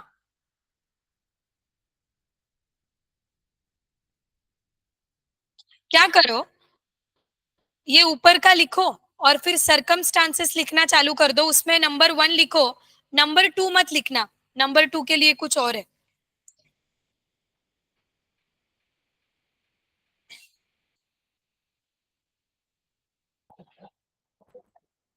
हाइलाइटेड पोर्शन लिखना चालू कर दो, उसमें पॉइंट नंबर 1 लिख लो सरकमस्टांसेस में, 2 मत लिखना क्योंकि वो अलग है.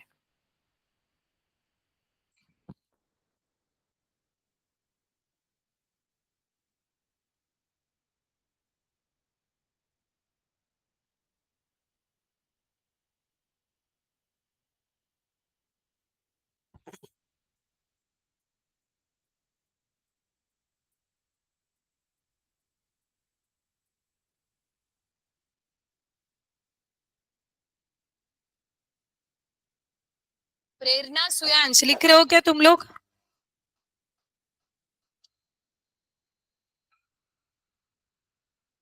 हाँ, आर्या लिख रही है तू?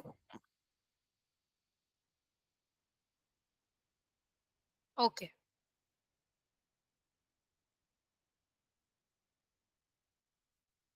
ऑनलाइन समझता है क्या आर्या, अगर ऑफलाइन की आदत हो तो?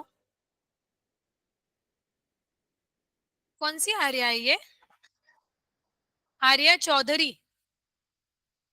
यू हैव न्यू ज्वाइन क्या आर्या चौधरी?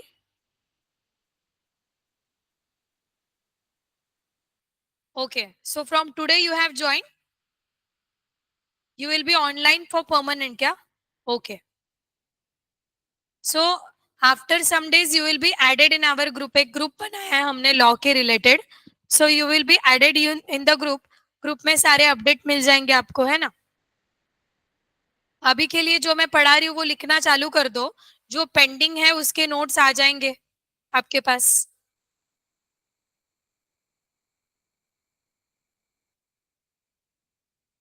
चैट बॉक्स में आपका नंबर सेंड कर दो Arya, so that we can add you in the group.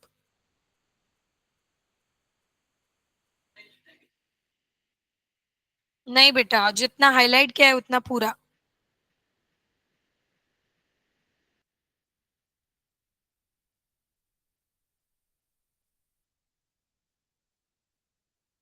Okay.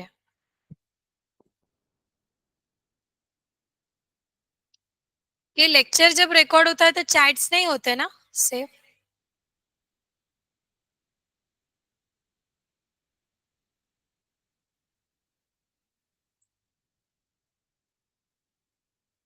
Point number 1 लिख के बैठ जाओ 2 मिनट के लिए.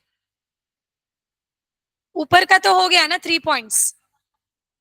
पॉइंट नंबर 2 ये देखो, आपको दिख रहा होगा मेरे सुंदर हस्ताक्षर में.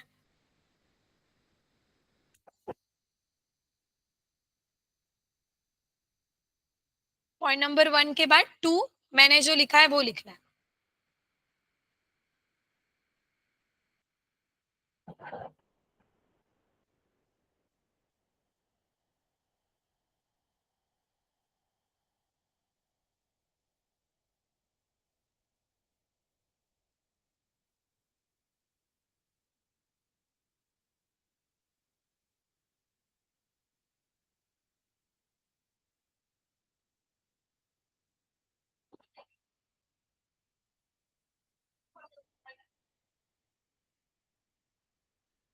एंड सेंड्स हिम BOE मतलब bill of exchange together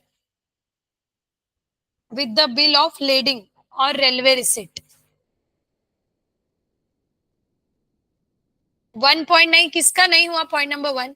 okay लिखो. वेट कर लेंगे सब लोग. Who said ma'am? Any doubt?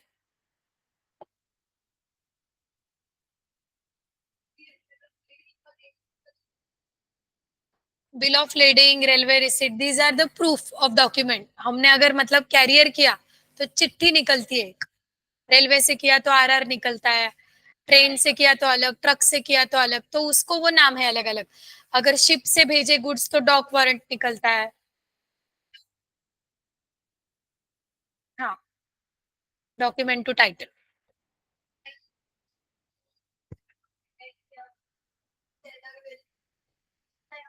Seller will be prima facie deemed to have reserved the right of disposal.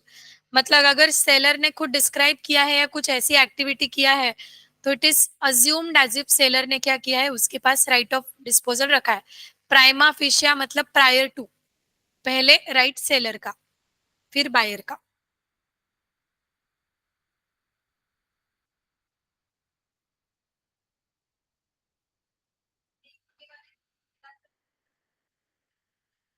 कुछ हाँ कुछ ना. You can write answer you in your own words, but कुछ कुछ कीवर्ड आने चाहिए. अभी जैसे ये बोल्ड हाईलाइटेड है. क्या? किसके बाद? Bill of exchange together with the bill of lending.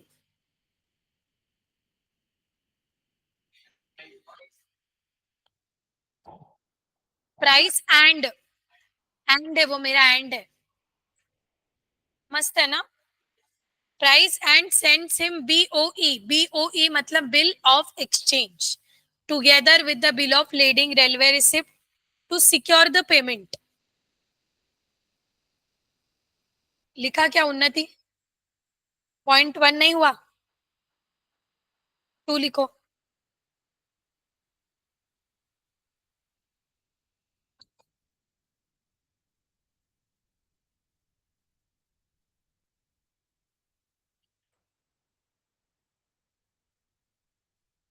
इतना लिखने को दे रहे हैं तो रानी एकदम गुस्से में भूखा पड़ रही है।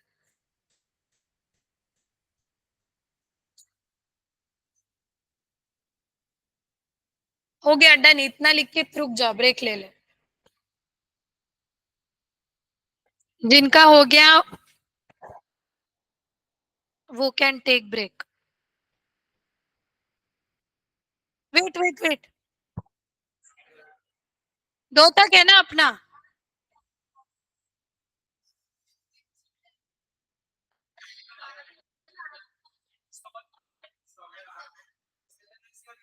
ब्रेक का टाइमिंग क्या है? अरे 2 ना? कोई बात नहीं, चलो रुक, we will continue, we will. I got confuse थोड़ा, I got confuse. Take 2 minute का ब्रेक, आराम से बैठो, ब्रीदिंग पे फोकस करो। Seller has reserve the right of disposal. Seller has dispose the right of disposal.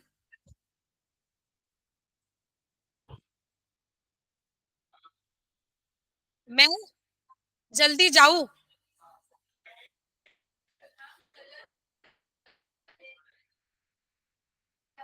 अभी क्या कुछ काम तो नहीं है मुझे, मेरा अगला लेक्चर 3 को होता है। Seller has reserve the right of disposal. चलो नेक्स्ट, एक क्वेश्चन सॉल्व करते हैं बीच में। नको?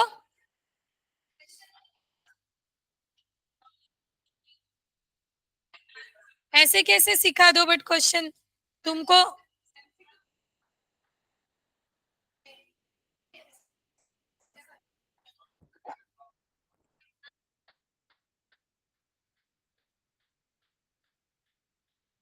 Risk prima fascia passes with the property. Property के साथ रिस्क कैसे पास होती है ये देखना है अभी हमें, है ना? The goods remains at the seller's risk, अभी इधर ध्यान देंगे। Goods remains at the seller's risk until the property therein transfer to the buyer. बराबर है, जब तक बायर को प्रॉपर्टी ट्रांसफर नहीं होती रिस्क किसका रहेगा? सेलर का रहेगा। But when the property is transferred to the buyer then the goods are at the risk of buyer। सवाल ही नहीं आता उसका तो। It provides that where the goods has been delayed through the fault either by seller or buyer, the goods are at the risk of party who is in default। अभी क्या हो गया, delivery delay हो गई seller के fault की वजह से, और गुड्स पेरिश हो गए, डैमेज हो गए, खराब हो गए, तो रिस्क किसका? सेलर का। बायर के फॉल्ट की वजह से अगर डिलीवरी डिले हो गई तो रिस्क किसका? बायर का। So parties may by special agreement stipulates that risk will pass sometime after or before the property is passed। अगर सेलर या बायर चाहो तो आपस में एक एग्रीमेंट कर सकते हैं, और वो एग्रीमेंट से डिसाइड कर सकते हैं कि प्रॉपर्टी पास होने के बाद रिस्क पास करे या प्रॉपर्टी पास होने के पहले रिस्क पास करे। The owner of the goods must bear the loss or damage of the goods until unless otherwise agreed। अगर ऐसा कोई बायर और सेलर के बीच में कंडीशन नहीं है, बायर और सेलर के बीच में ऐसी कोई बात नहीं हुई है, तो गुड्स का जो भी लॉस रहेगा कौन बेयर करेगा? जो गुड्स का रियल ओनर होगा, मतलब जो सेलर होगा, जो गुड्स का रियल ओनर रहेगा, आइदर सेलर और बायर, प्रॉपर्टी जिसके पास ट्रांसफर हुई है उसका रिस्क रहेगा। The goods remain at the seller risk until the property therein transferred to the buyer। But जब तक प्रॉपर्टी ट्रांसफर नहीं होती है तब तक रिस्क सेलर का, आफ्टर दैट इवेंट बायर का। So there are 2 qualifications of section 26। If the delivery has been, जितना मैंने बड़बड़ किया उसको 2 पॉइंट में अगर मैं सम अप करूं, तो डिलीवरी जिसकी वजह से डिले हुआ उसका उसका रिस्क मतलब उसको बेयर करना पड़ेगा, बॉन्ड करना पड़ेगा। The duties and liability of the seller or buyer as a bailey for the other party remain unaffected even if the risk is passed generally. Buyer और सेलर के कुछ ड्यूटीज होते हैं, जैसे बायर का क्या, रीजनेबल टाइम में पैसा देना वगैरह वगैरह। क्या प्रॉपर्टी ट्रांसफर ना हो, बाद में हो, डिले हो, पहले हो, क्या वो सारे लाइबिलिटीज और ड्यूटीज दोनों को फॉलो करना पड़ेगा एज ए सेलर? सेलर के पास गुड्स है और बायर ने वो गुड्स का पैसा दिया, तो सेलर का लाइबिलिटी होता है to give back the goods, to give the goods, क्योंकि उसको उसका पैसा मिल गया है। सेम लाइबिलिटीज माने ड्यूटी, जो बेलर और बेली के होते हैं।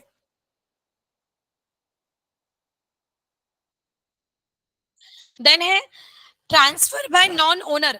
कौन गुड्स को ट्रांसफर कर सकता है, मतलब sale, pledge, bail, only owner. But कुछ केसेस ऐसे हैं जहां पे नॉन ओनर भी ट्रांसफर करे तो भी वैलिड माना जाएगा, मतलब एक्सेप्शनल केसेस। एक तो हमें पक्का पता है, एजेंट, मर्केंटाइल एजेंट। अगर मर्केंटाइल एजेंट प्रिंसिपल के बिहाफ पे गुड सेल करे तो वो वैलिड सेल है। हाँ, क्योंकि प्रिंसिपल ने खुद हायर किया है ना, तो वो वैलिड सेल माना जाएगा। Broker is the person who is hired by the firm, that is he is also agent of someone else, तो वैलिड माना जाएगा। अदरवाइज होता तो वैलिड माना जाता, अदरवाइज वैलिड नहीं मानते थे अपन, क्योंकि हमारा रूल है जो सेल कर रहा है वो खुद गुड्स का ओनर चाहिए, जो बेलमेंट कर रहा है वो खुद गुड्स का ओनर चाहिए, जो सिक्योरिटी दे रहा है गुड्स, वो गुड्स उसके खुद के होने चाहिए, नहीं तो हम नहीं मानेंगे। बट कुछ एक्सेप्शनल केस में वो पर्सन मतलब ओनर ना हो वहां पे, उसके बिहाफ पे कोई डील करे तो हम वैलिड मानेंगे। मानेंगे। सबसे पहला मर्केंटाइल एजेंट हमें पता है। Mercantile agent, sale made by mercantile agent of the goods for document of title, goods would pass a good title to the buyer। Buyer को क्या good title, genuine title pass होगा? Mercantile agent ने किया तो definitely pass होगा।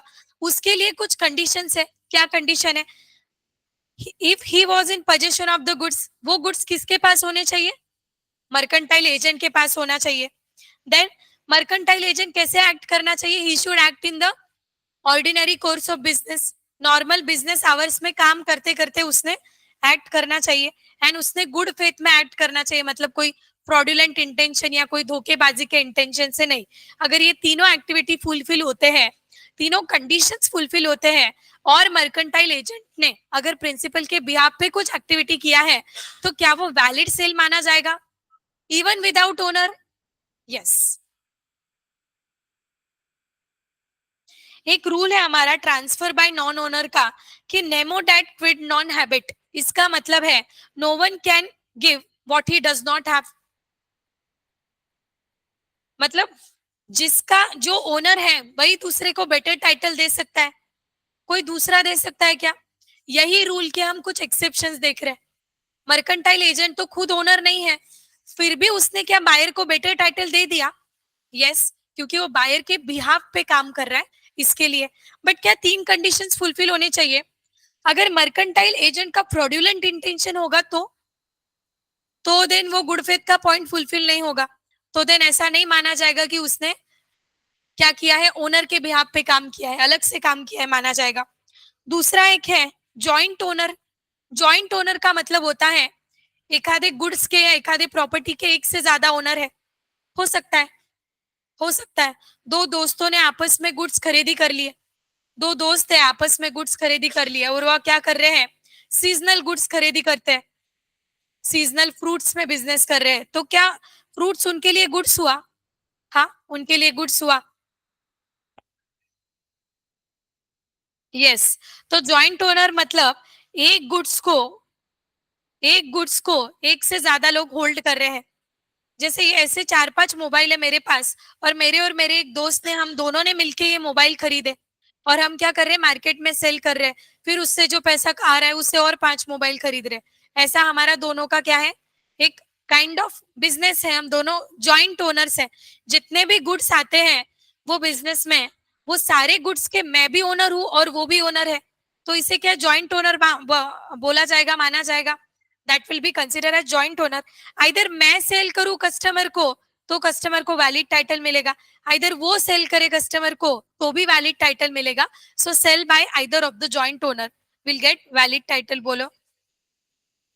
Exception थोड़ी हुआ। Okay, इन्होंने डाला है कि बाबा जॉइंट ओनर मतलब कितने भी जॉइंट ओनर हो, दो से ज्यादा अगर कोई है, जनरली ऐसा लोगों का कंसेप्शन होता है कि ऐसा परसेप्शन होता है कि अगर कोई गुड सेल कर रहा है तो उसका एक ही ओनर होना चाहिए। मे बी इसके लिए उन्होंने एक्सेप्शन में डाला रहेगा कि कुछ गुड्स को दो से ज्यादा लोग भी अगर होल्ड कर रहे रहेंगे तो सबके सब क्या है, वो गुड्स के ओनर है। और वो सारे लोगों में से मतलब सारे सेलर्स में से कोई भी सेल करे कस्टमर को, that customer will get a valid title. But sale कैसे करना चाहिए? ऑफकोर्स फ्रॉडुलेंट इंटेंशन से नहीं, गुड फेथ, गुड फेथ में सेल किया तो वो वैलिड माना जाएगा। If one of the several joint owner of the goods has sole possession of them by permission of the co owner, of course co owner का permission लेना चाहिए। The property in the goods transfer to any person who buys from such a joint owner, of course in a good faith. अगर without co owner का permission है तो ऐसा माना ही नहीं जाएगा कि ये गुड फेथ में है। देन है sale by person in possession under voidable contract, जिसके हम काफी रूल्स देख चुके हैं। क्या होता है वॉइडेबल कॉन्ट्रैक्ट?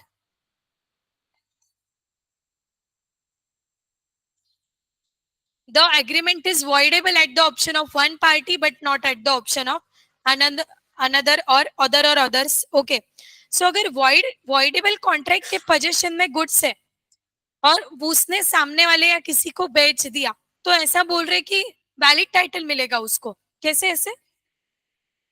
नहीं समझा? कस्टमर ने गुड फेथ में लिया, कस्टमर को पता ही नहीं है पीछे क्या हुआ है। सो क्या मैं आपको ऐसा एक केस था जहां पे उसने प्लेज किया था बिफोर बिफोर आजोबा कुड फाइल केस, गुंडू भाई ने वो गुड्स को प्लेज कर दिया था। तो क्या कस्टमर को वैलिड टाइटल मिल गया था? मिल गया था। हाँ, ये देखो गुंडू भाई आ गया। ये अपना आजोबा का घर याद है? आजोबा का बंगलो, आजोबा का बंगलो था 20 करोड़ रुपए का। यहाँ पे गुंडू भाई ने गन पॉइंट पे आजोबा के बंगलो पे क्या कर दिया? हड़प ली, प्रॉपर्टी हड़प ली। और 20 करोड़ का घर बस जान जाने के डर से 20 लाख में क्या किया? उनसे बाय करवा लिया। आजोबा ने क्या सोचा? ये बात कब की हुई? ये घटना हुई 6 बजे हुई, कल 6 बजे ही हुआ था। कल 6 बजे गुंडू भाई गया था आजोबा के घर पे और 20 करोड़ का प्रॉपर्टी 20 लाख में उनके नाम पे कर दिया। बोले एक दिन देता हूँ आपको, एक दिन में घर खाली कर देना। अभी गुंडू भाई एक आदमी को जानता था, XYZ।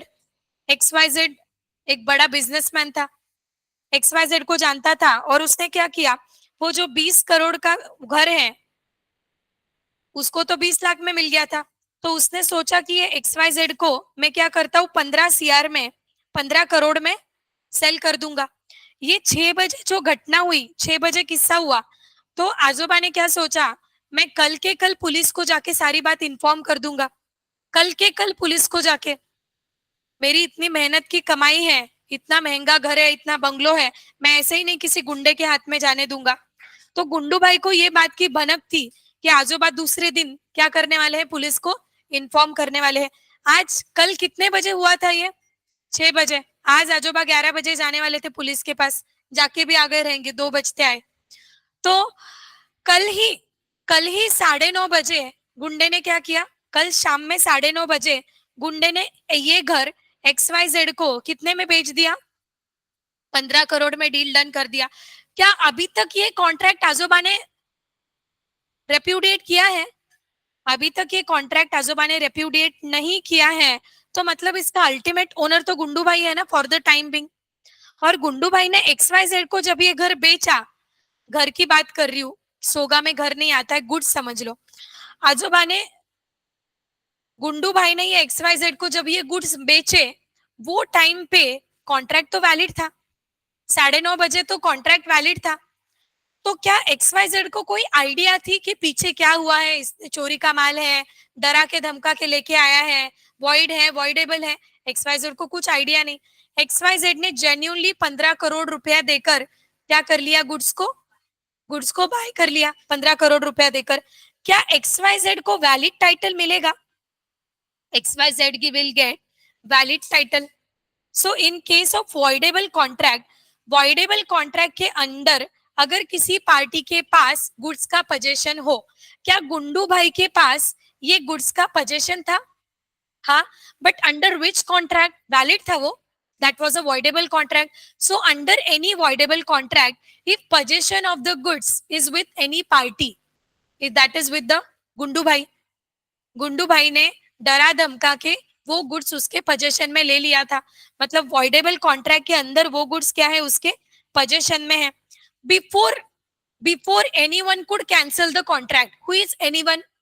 आजोबा. बिफोर आजोबा कुड रेप्यूडिएट और कैंसल द कॉन्ट्रैक्ट, इधर गुंडू भाई ने सेल कर दिया, आइदर सेल करे, प्लेज करे, बेलमेंट करे, फॉर ऑन दिस टाइम क्या वो वैलिड ओनर, वो ओनर था? वो तो ओनर था वो गुड्स का. he was owner at the goods at that point of time, and hence Mr. XYZ will get valid title. even though अगर वो टाइम पे कुछ गड़बड़ भी हो गई, फिर भी XYZ will get valid title because he bought the goods in what good faith. फिर बाद में पैसा किससे क्या रिकवर होगा वो मैंने बताया है. कुंडू भाई से आजोबा क्या करेंगे, पैसा रिकवर करेंगे.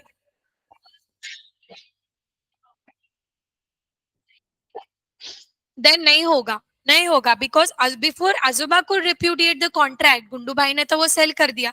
अभी यहाँ पे XYZ बोलेगा भाई मेरी क्या गलती, मैंने तो पूरे पैसे गिने हैं. फिर आजोबा का नुकसान ना हो ये केस में क्या गुंडू भाई को आजोबा का उसका पैसा देना पड़ेगा? या वॉइडेबल कॉन्ट्रैक्ट के जितने करोड़ का प्रॉपर्टी है उतना पैसा गुंडू भाई को देना पड़ेगा? क्या 20 लाख रुपया पहले ही दिया आया है वो? हाँ, तो वो आजोबा को आइदर रिटर्न करना पड़ेगा या वो कंपेंसेट कर लेगा, बचे हुए पैसे देगा उसमें. सो अगर वॉइडेबल कॉन्ट्रैक्ट के अंदर वो गुड्स किसी पार्टी के पोजेशन में हो और उसने किसी को सेल कर दिया, तो in that case and customer buy this goods in good faith, so customer will get a valid title. Read करती हूँ. When a buyer would acquire a good title to the goods sold to him by seller who had obtained possession of goods under voidable contract. क्या गुंडू भाई ने voidable contract के अंदर वो goods का position लिया था? हाँ. कस्टमर ने बाय किया? हाँ. बट क्या वैलिड टाइटल मिला? Yes, because he bye the goods in good faith. और कोअर्जन मतलब ये voidable contract मतलब क्या? CUFM, आइदर कोअर्जन हो या मिस रिप्रेजेंटेशन हो या फ्रॉड हो या अंडर इन्फ्लुएंस हो, चारों केस में माना जाएगा कि वो कॉन्ट्रैक्ट में क्या हुआ है, voidable कॉन्ट्रैक्ट है. वो contract will be consider as voidable contract. Fraudulently अगर किसी से कुछ एटा है या कम पैसे देके डरा के धमका के उससे कुछ एटा है, before that party could terminate the contract, हमने इधर वो बेच बाज के मोकड़े हो गए, तो एज अ कस्टमर सोचो, कस्टमर के साइड से कि उसकी क्या गलती होगी? कुछ नहीं. He is the genuine buyer, so he will get good title, he will get valid title, कोई उसमें वांदा नहीं.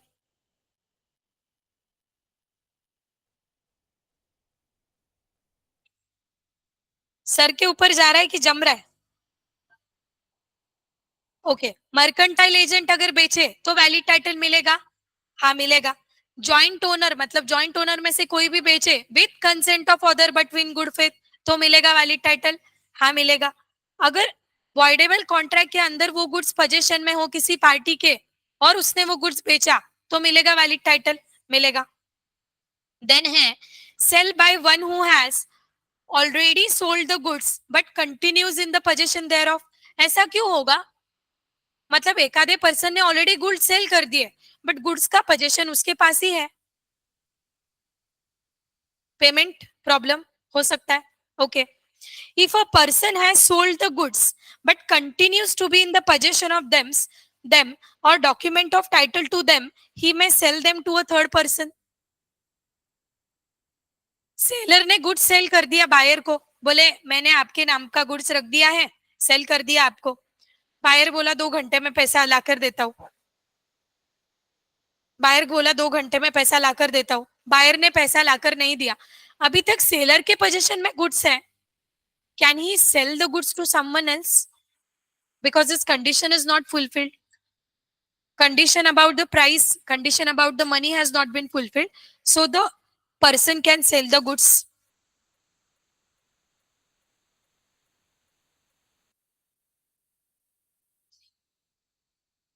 या फिर या फिर सेलर ने अगर किसी दूसरे को पे कर दिया, जैसे कि क्या है, ये मेरे नाम की बोतल साइड में रखी हुई थी, मेरे नाम की वाटर बोतल साइड में रखी हुई थी, एंड मैंने सेलर को बोला सर मैं 1 घंटे में आके क्लास होने के बाद लेके चली जाऊंगी पैसा देकर।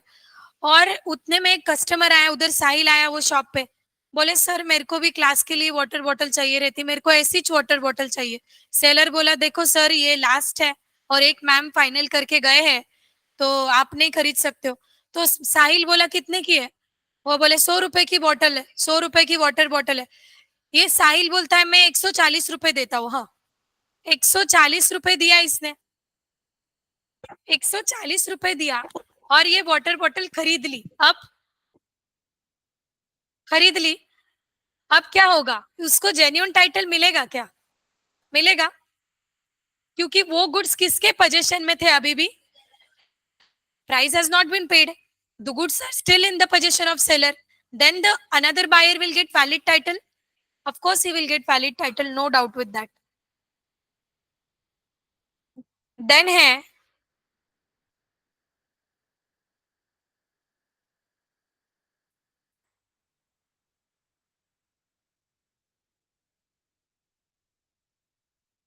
सेम, दो पॉइंट्स है। ओके, अनपेड सेलर एक होता है, अनपेड सेलर मतलब seller which is not paid, which is not yet paid. यहाँ पे मैंने जो एग्जाम्पल दिया था वो टाइम और पैसे का था, ऐसा सेम एग्जाम्पल ले लो कि अभी तक आप गुड्स तो साइड में रखवा के आए हो, but you have not paid for the price. अगर आपने सेलर का पैसा नहीं दिया है, तो वो सेलर को क्या बोला जाएगा, अनपेड सेलर बोला जाएगा। इधर पूरा पैसा नहीं दिया है, इधर आधा देना बाकी है, इधर 1 रुपया भी देना बाकी है, तो that seller would be termed as unpaid seller. Can unpaid seller sell the goods? yes, and can buyer will get valid title? yes, because he is still unpaid।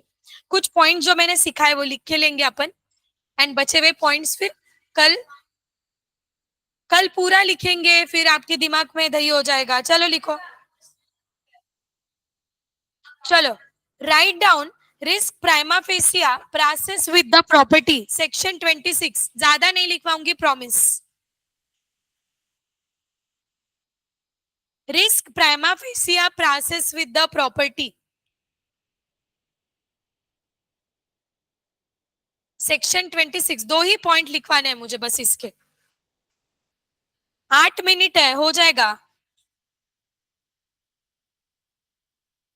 बस हेडलाइन का नाम लिख लो, risk prima facie passes with the property section 26, इतना लिखा।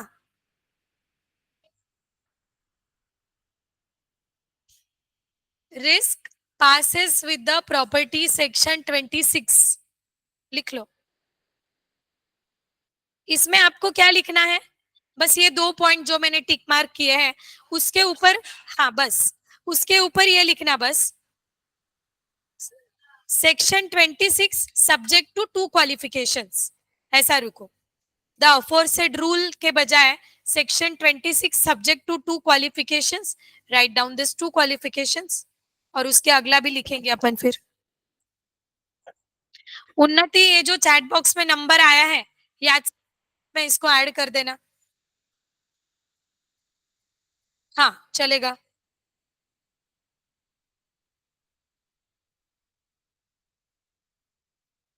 ये जो section 26 के टू क्वालिफिकेशन है वो लिखना है, ऑनलाइन वाले सुयांश, प्रेरणा, आर्या।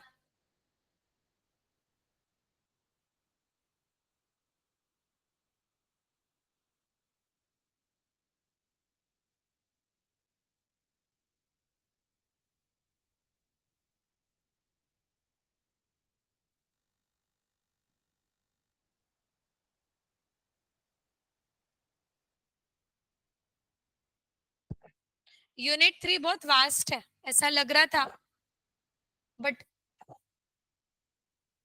हो रही है तुम्हारी अंडरस्टैंडिंग कवर, इसके लिए हो रहा है जल्दी। कल भी ऐसा ही करते फिर, आराम से टाइम मिलता है आपको लिखने को, आराम से मैं पढ़ा सकती हूँ, 2-2 घंटे रिया तो।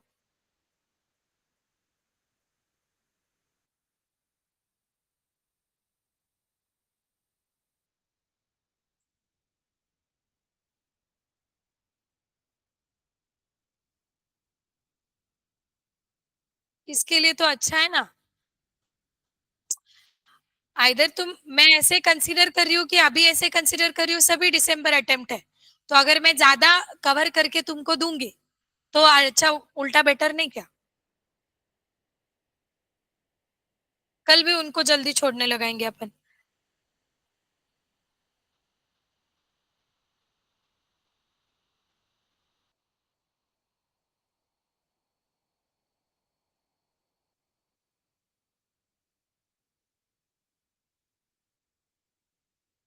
डन। एक मिनट।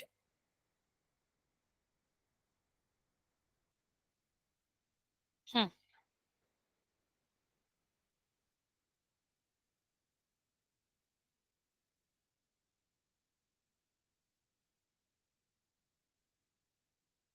आज ज्यादा लिखा क्या कि नहीं कुछ खास? 4 पेज क्या?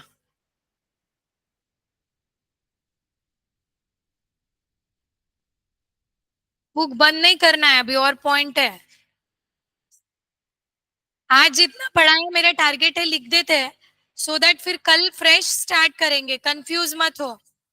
वापिस पढ़ाऊंगी मैं, पढ़ाने को मना ही नहीं है, फिर से रिवाइज करेंगे अपन, नो डाउट। आज का आज लिख लो।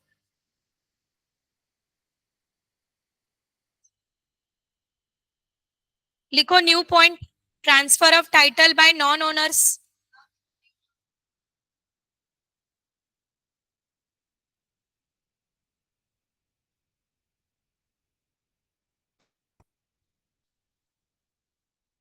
Transfer of title by non owners, उसमें आपको एक लाइन लिखना है बस, और ये जो मैंने लिखी है वो लाइन दो, वो 2 लाइनें लिखना है। That is line number 1, that is line number 2, 3। ये हेडलाइन डाल दो, transfer of title by non owners. नहीं मत लिखो, ये मैक्सिमम जूम है देख, ऐसा थोड़ी रहता है, इतना तो देख पॉइंट है ना।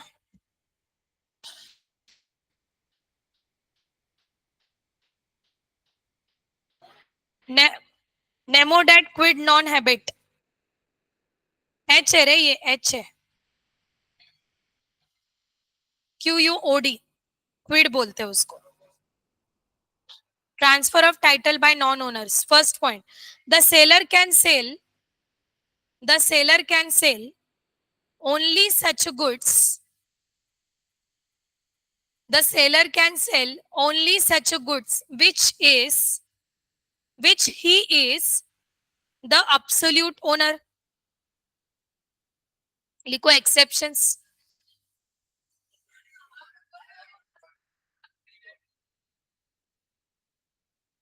which is absolute owner। Latin maxim लिखो, nemo dat Kwid non habet, exception कल लिखते हैं है ना। जिसका ऊपर का नहीं हुआ मैं अभी डिस्प्ले करती हूँ, ये 3 पॉइंट लिख लो पहले।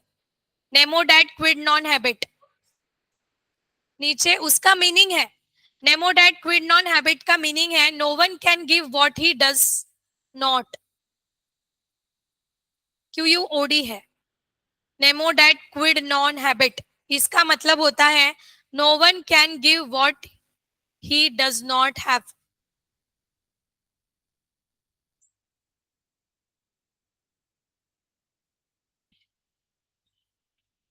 लिखते हो क्या? 3 एक्सेप्शन ही बचे? नहीं ठीक है, जिसका ऊपर का पॉइंट बचा है मैं डिस्प्ले करती हूँ, रुको। हाँ किसका रहा है? सेक्शन 26 के ये 2 पॉइंट्स लिख लो। सेक्शन 26 के 2 पॉइंट्स लिख लो।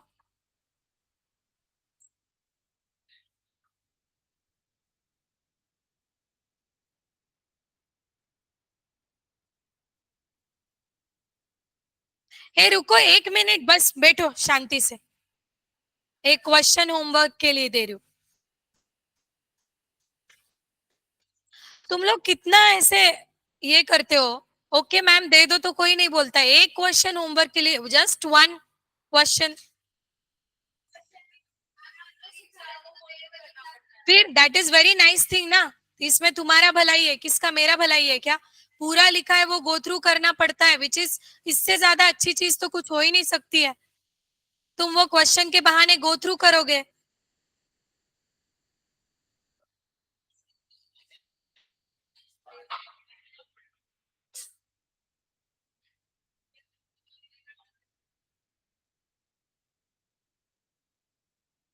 ढ लोगो, फिर क्या?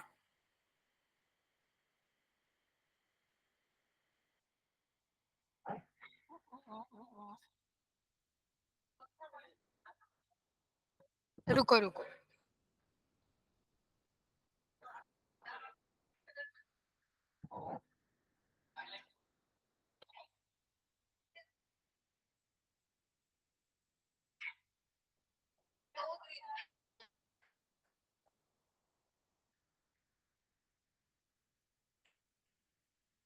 क्वेश्चन नंबर 4 देखो इधर, मैं समझा देती हूँ, फिर बोलोगे मैम समझा नहीं question. Mrs Preeti own, Miss Preeti owned a motor car which he handed over to Joshi.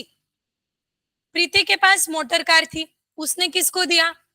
Joshi को दिया। कैसे दिया? सेल और, अच्छा लगा खरीदो, नहीं तो वापस दे दो, ट्राई करके देख लो।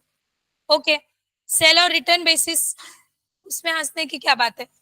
After a week Joshi pledge, बापरे, एक वीक बाद, एक हफ्ते बाद, Joshi has pledge the motor car to Ganesh. Ganesh को गिरवी रख दी मोटर कार, क्या? Then Miss Preeti now claim back the motor car from Ganesh. Preeti बोल रही मेरी मेरी मोटर कार वापस दे दे भाई, तो उसको, will she succeed? What do you think? Preeti wants the motor car back from from Joshi. Now will she succeed in doing that thing? Joshi ने तो गिरवी रखी है, किसको दी है? बेचा थोड़ी, इसके लिए ये सोने के बुरे क्या बोलते वो डिसएडवांटेजेस है। वो पॉइंट के टाइम पे तू सोया था, बोले बेचा थोड़ी है, बस गिरवी तो रखा है। बेचना गिरवी रखना is equivalent to accepting the goods. Shanti, referring to the provision of sale of good act, decide and examine what resources available to Preeti. क्या प्रीति वापस मांग सकती है कि सिर्फ पैसा मांग सकती है? क्या करेगी प्रसाद, क्या करेगी प्रीति, बोल भला। पैसा मांग सकती, गाड़ी, गाड़ी नहीं मांगेगी? अरे एक मिनट, जोशी ने वापस गाड़ी दे दी, थाम।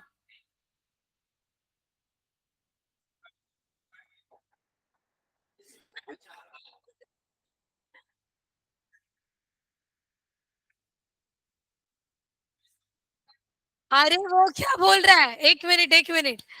प्रीति गाड़ी मांगेगी तो गाड़ी देगा वो, और प्रीति अगर,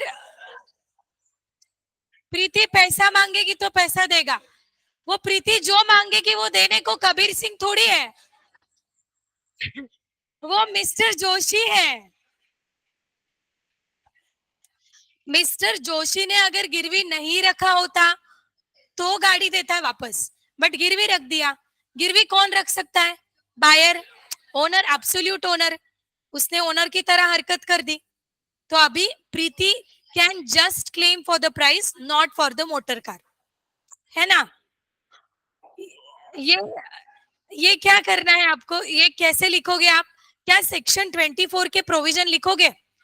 आपका स्टार्टिंग क्या होना चाहिए? According to section 24 of sales of goods act, you will have to write down all this provision of SOGA which sales or return basis. Then you will have to, ये हो गई अपनी provision, plain provision. Then you have to write down fact. यहाँ पे क्या हुआ है कि बाबा प्रीति ने सेल और रिटर्न पे जोशी को दिया था, Joshi has pledge the goods, Joshi has pledge the goods, ये फैक्ट मेंशन करना पड़ेगा। और कंक्लूजन क्या लिखोगे कि अकॉर्डिंग टू ऊपर की सारी चीजें, ज्योति के पास क्या रिसोर्स, ये प्रीति के पास क्या रिसोर्स अवेलेबल है? That to claim the, that just claim for the money, because उसने क्या कर दिया है? एब्सोल्यूट ओनर की तरह हरकत कर दिया है। Question 4, that will B homework, group पे आ जाएगा, डाल दो प्रिया। उन्नति मोबाइल लेके इधर आओ, इसका नंबर का देख लो।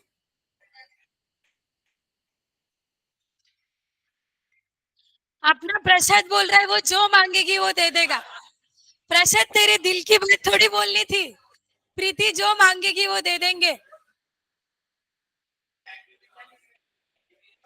फैक्ट में जो क्वेश्चन दिया रहता है वो क्वेश्चन अपने को अपने ओन लैंग्वेज में एकदम शॉर्ट में, दैट इज 2 to 3 लाइन में ये करना रहता है।